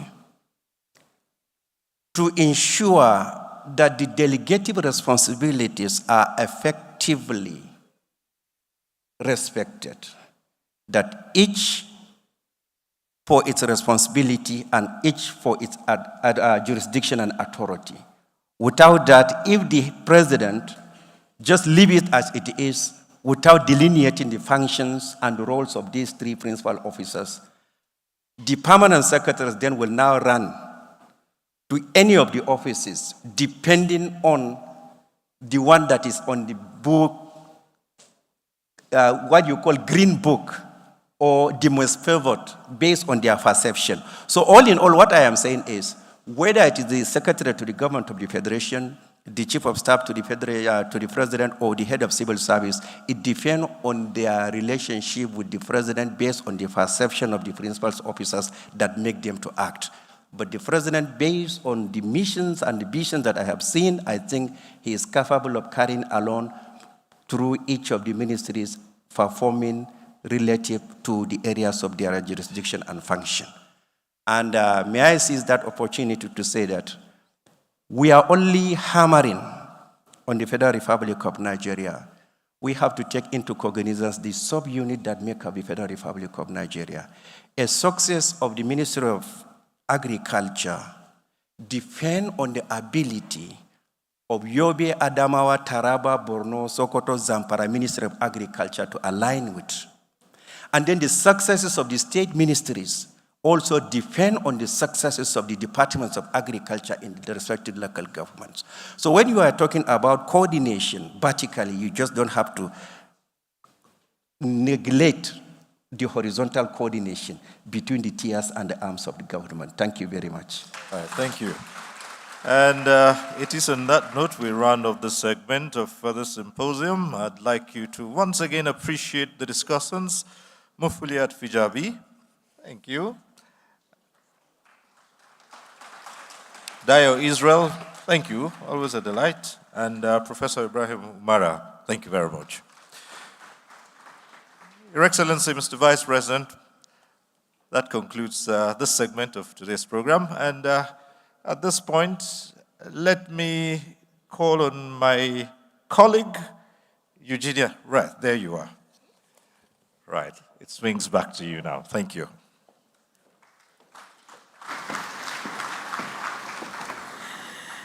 Your Excellency, sir, very distinguished ladies and gentlemen, our excellent panelists. A round of applause for them again. Of course, they were moderated by one of Nigeria's finest broadcasters, Mr. Cyril Stover.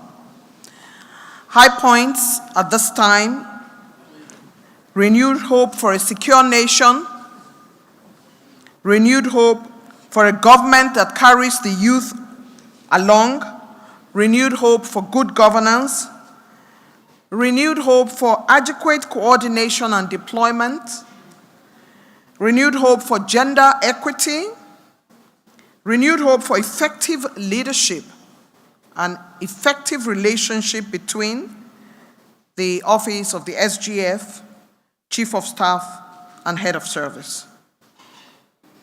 Renewed hope for watching our population to tie with our infrastructural development, and renewed hope for the federal government to align with states through policies, developments, and projects. Renewed hope for primary health care.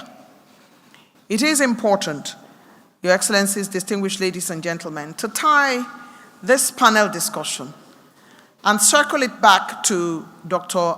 Goke Adegoroye's paper.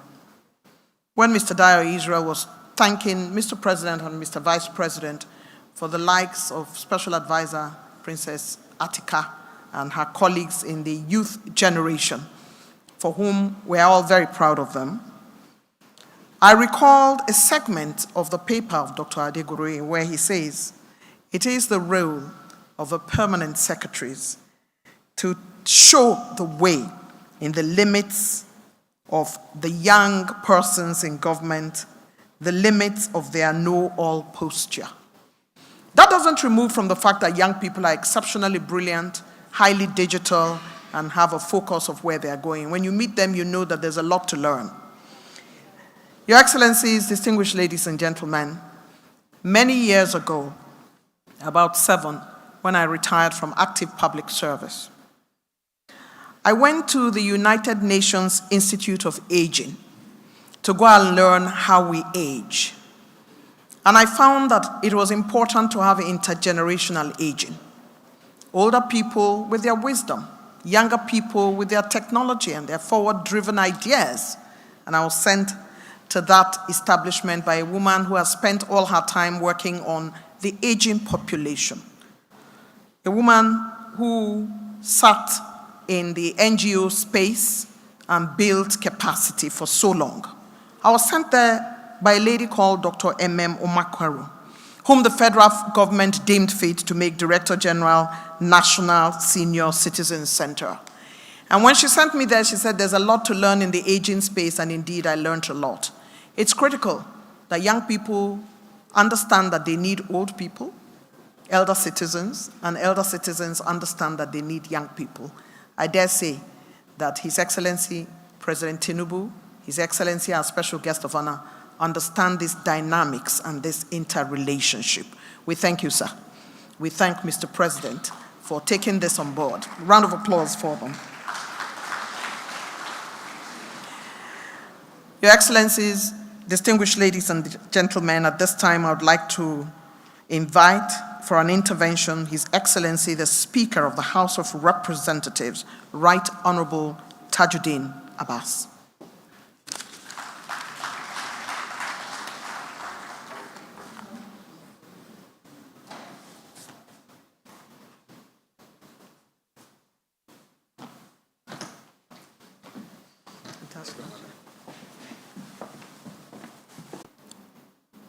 The SGF, the Chief of Staff, Honorable Ministers, distinguished ladies and gentlemen, permit me to stand on the already established protocol.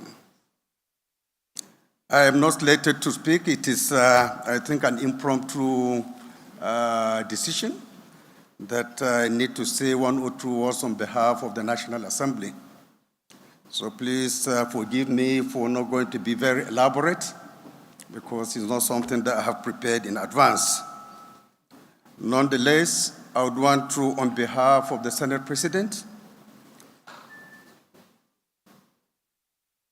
distinguished senators and honorable members of the House of Representatives, to welcome each and every one of you to these very historic occasions. I stand with profound gratitude to the Almighty God for giving us the opportunity to witness another historic pre-independence anniversary lecture.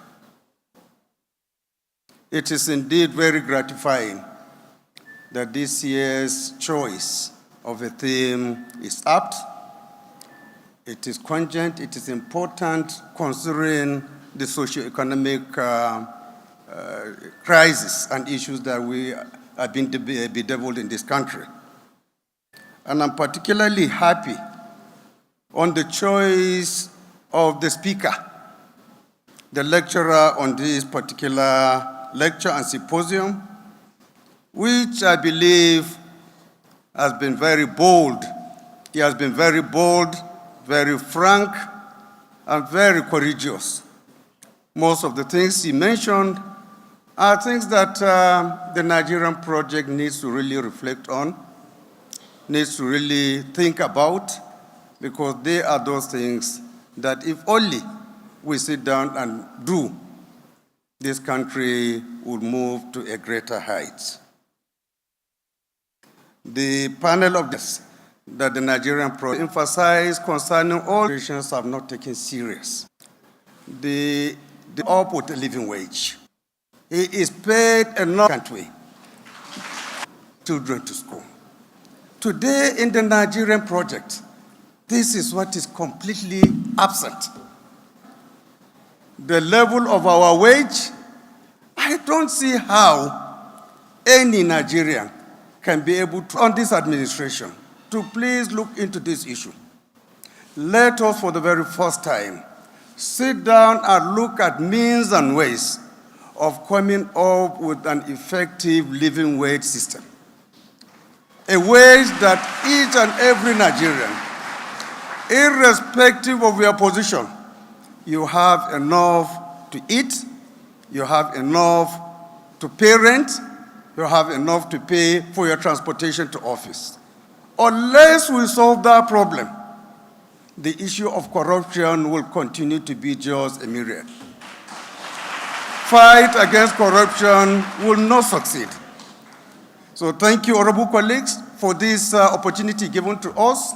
And I want to assure you all that the 10th National Assembly has never gotten the right opportunity to operate well.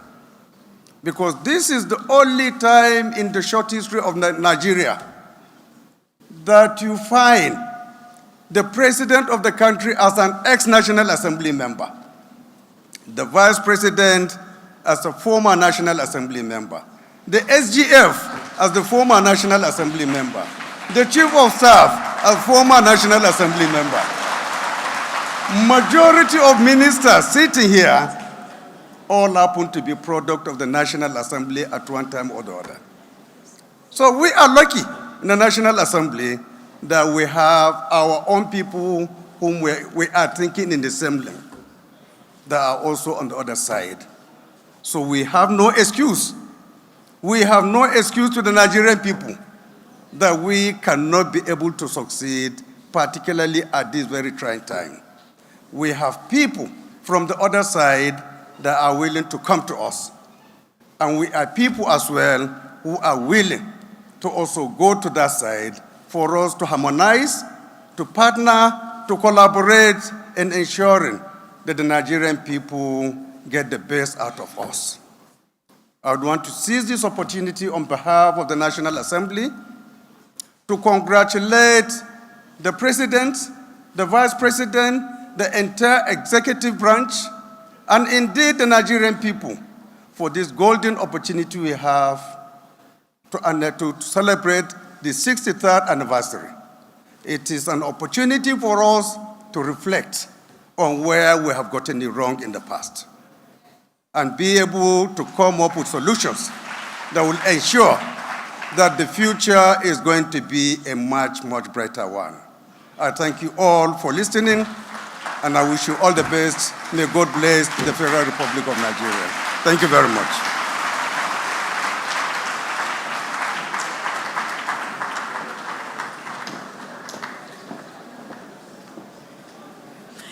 Your Excellency, the special guest of honor, representatives, has spoken, classmates and our schoolmates, a gradient to the Secretary to the Government of the Federal is doing what we thank Right Honorable Symposium. We thank you, sir. Thank you.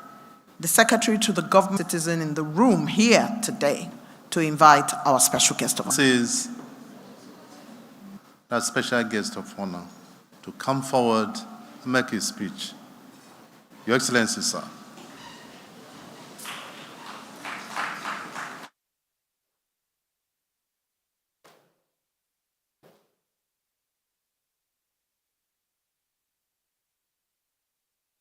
You can kindly sit down, please. You can.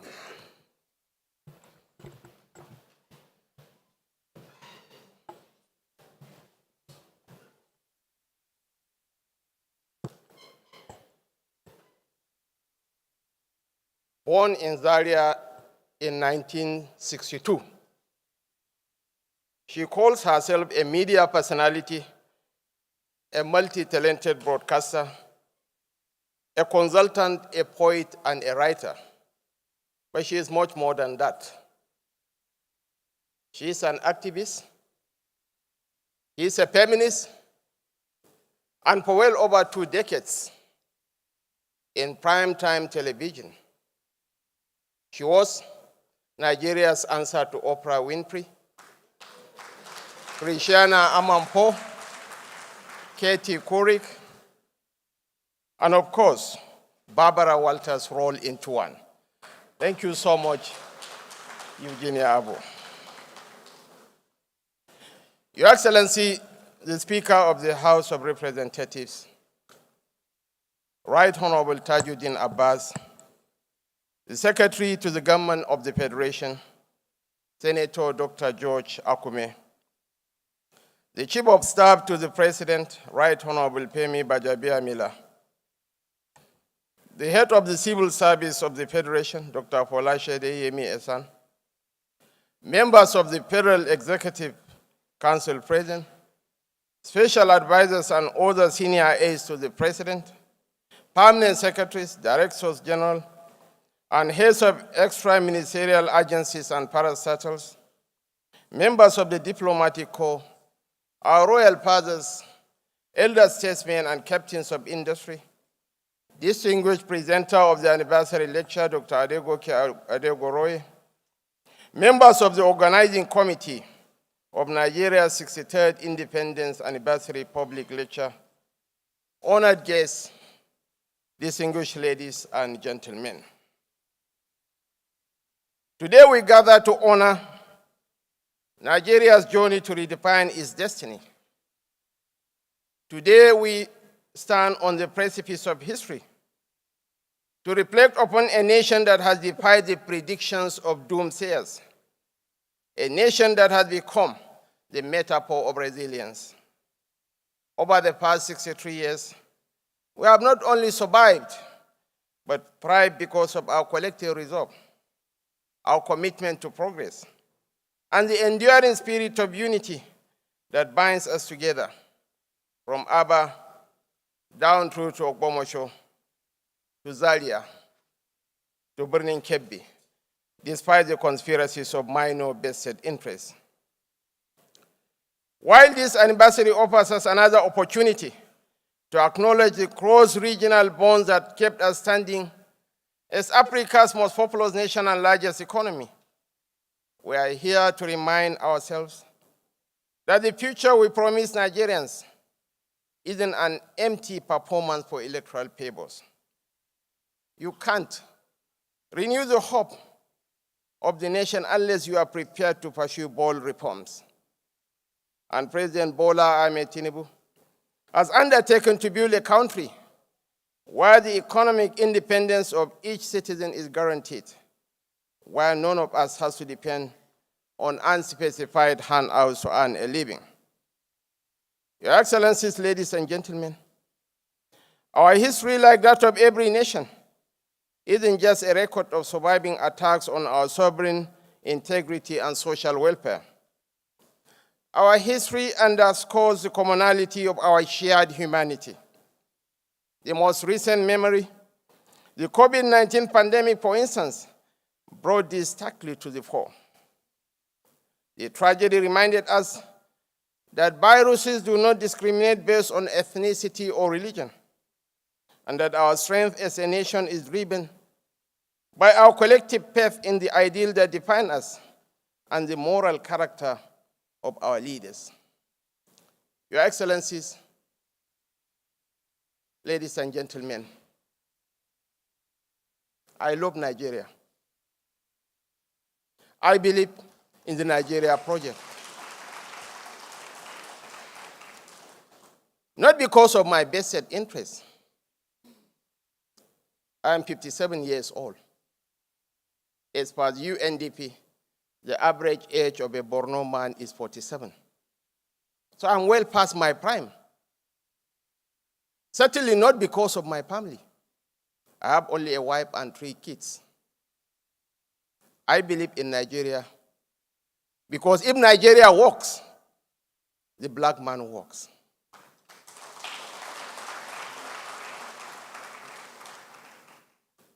The last election was probably one of the most divisive elections in the contemporary annals of Nigerian history. ethno-religious, and regional fault lines were deliberately manipulated for political ends. But it is pertinent to mention, Your Excellencies, ladies and gentlemen, that the most northern of northern states is Sokoto. The Nigerian candidate lost by a few thousand votes to the regional candidate in Sokoto. It's Benue, in Benue State. Team. The most the Nigerian candidate,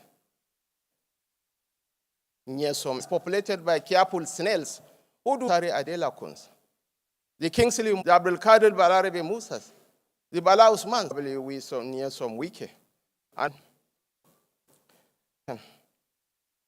raised on the intention, sincerity, and innovative ideas of its leaders and their commitment to implementing them. This is why President Bola Tinubu's 8-point agenda remains an oasis in a scorching sun. We cannot renew the hope of the nation unless we deliver on our promise to drive food security and eradicate poverty.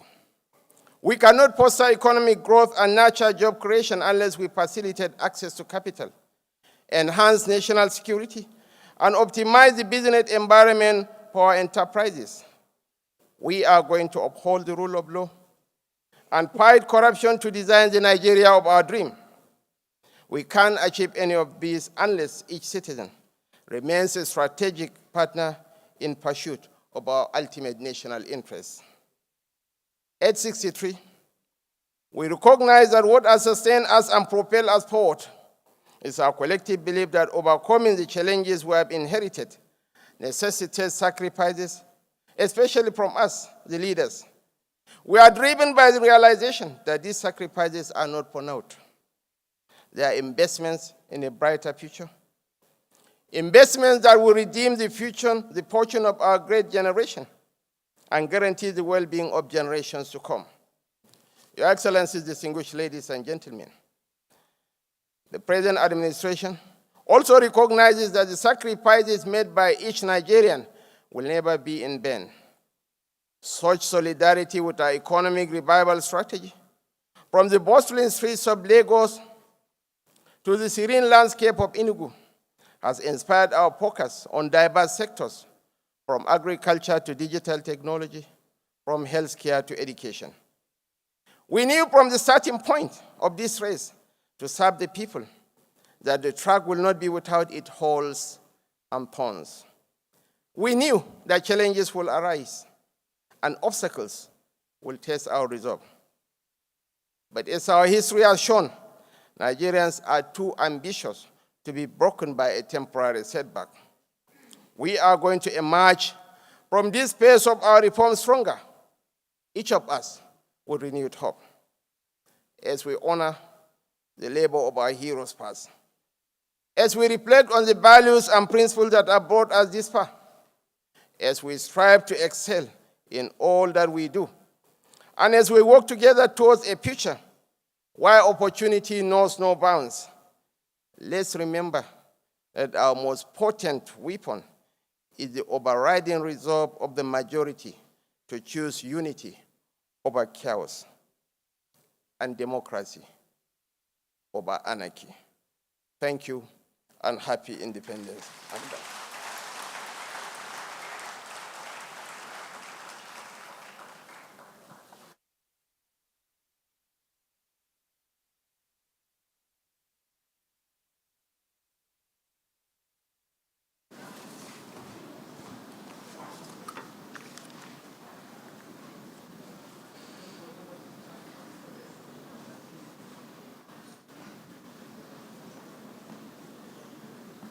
Your Excellency, the special guest of honor,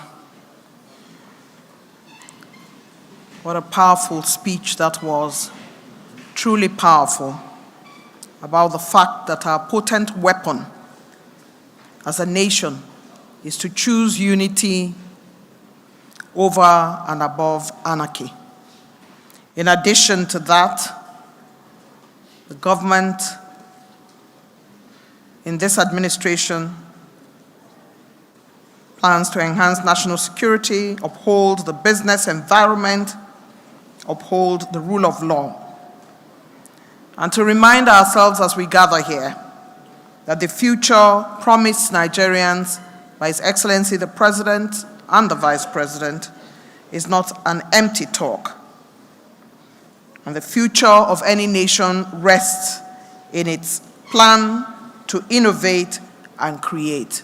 His Excellency the Vice President reminded us severally how much he loves Nigeria and how we should put together our shared humanity to move the nation forward. Let's give another round of applause to our special guest of honor, who has spoken so well and who has delivered such a powerful speech that we would remember. I'd like to add a caveat. Your Excellency, I'd like to thank you, sir, for your kindness, for choosing to celebrate a humble person like me just before your speech. It is truly humbling, and I truly appreciate it. I'd like to announce before we take the vote of thanks very quickly that after the national anthem, everyone will remain seated except the special guests who would be led by the protocol, along with the speaker and discussants who will go into the special room for their refreshment. Every other person would please remain seated.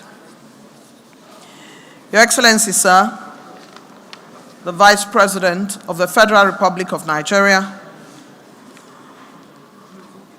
would like to thank you for staying the tide with us throughout this afternoon.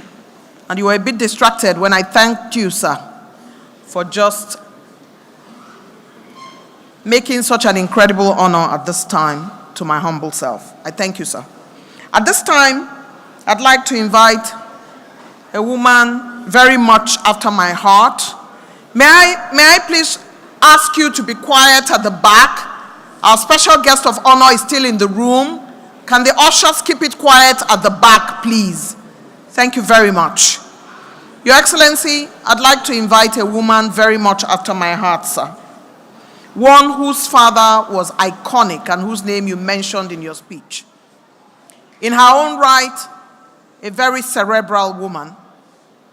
Her father, iconic, even when we were in Abu Zaria, his name went ahead of him, Professor Bala Usman. Today, I invite the special advisor to the President on Policy Coordination, my sister and friend, Hadiza Bala Usman, to come forward and deliver the vote of thanks.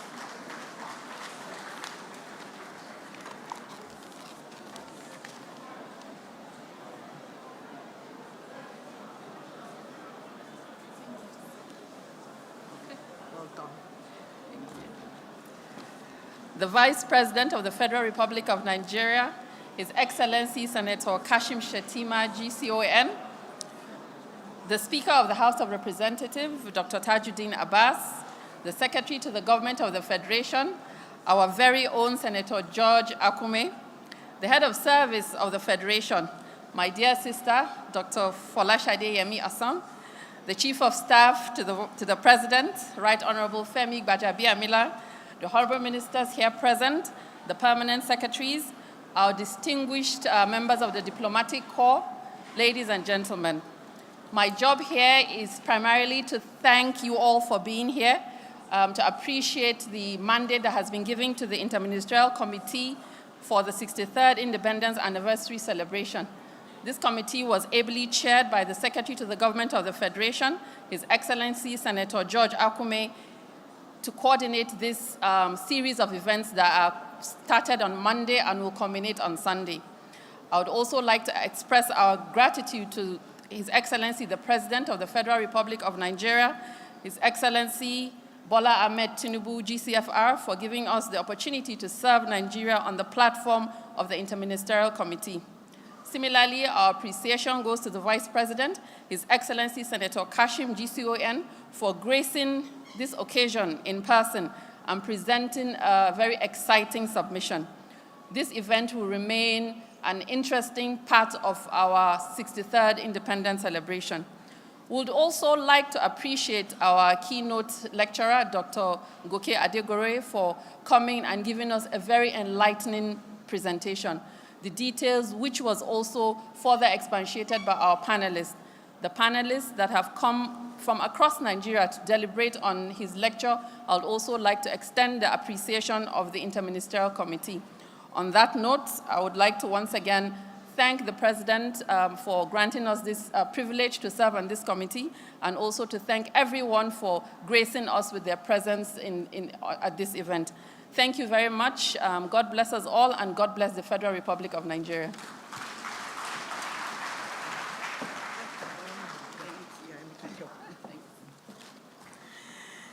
Your Excellency, sir, the special guest of honor, now that the vote of thanks has been done, I'd like to crave your indulgence, sir, to invite those who would be in the group photograph.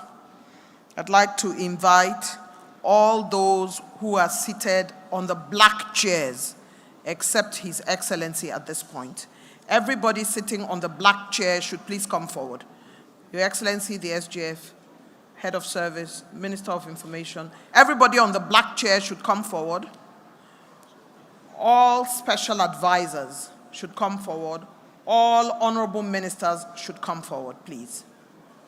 Special advisors, honorable ministers should please come forward.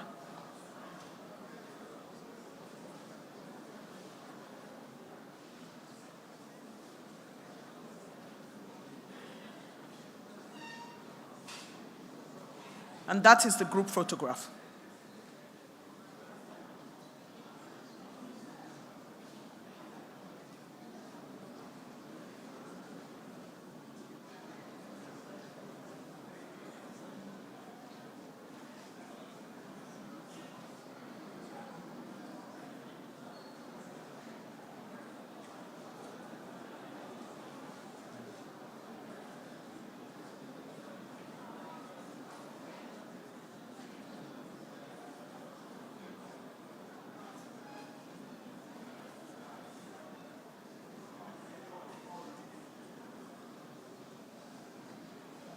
I'd like to urge all of us to remember to remain seated.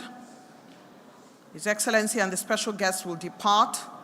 Our special guests will go into a special room along with discussants. And the speaker, can we have Dr. Adegoroye in this picture, please? Thank you very much. My apologies. Dr. Adegoroye, where are the panelists? Real quick.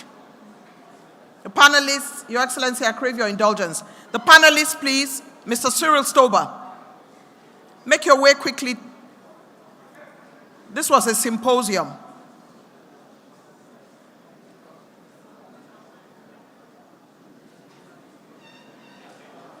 Mr. Stober in the picture, please. Thank you very much. Your Excellency, this is the official photograph that determines that we had a symposium and lecture, whereas my people would say, we called ourselves aside and advised ourselves. A phenomenal symposium lecture for this event. Congratulations to all the panelists and the speaker. National anthem. National anthem.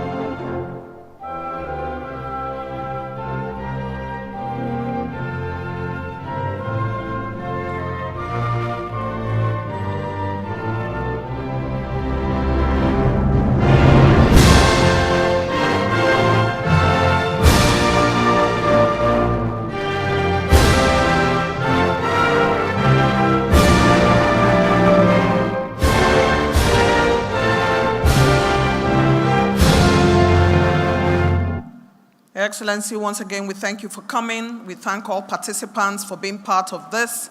Please remain seated while His Excellency takes his leave. The special guests will make their way to the special room for refreshment. The rest of us would remain in the room. Thank you very much. It has been a pleasure to serve.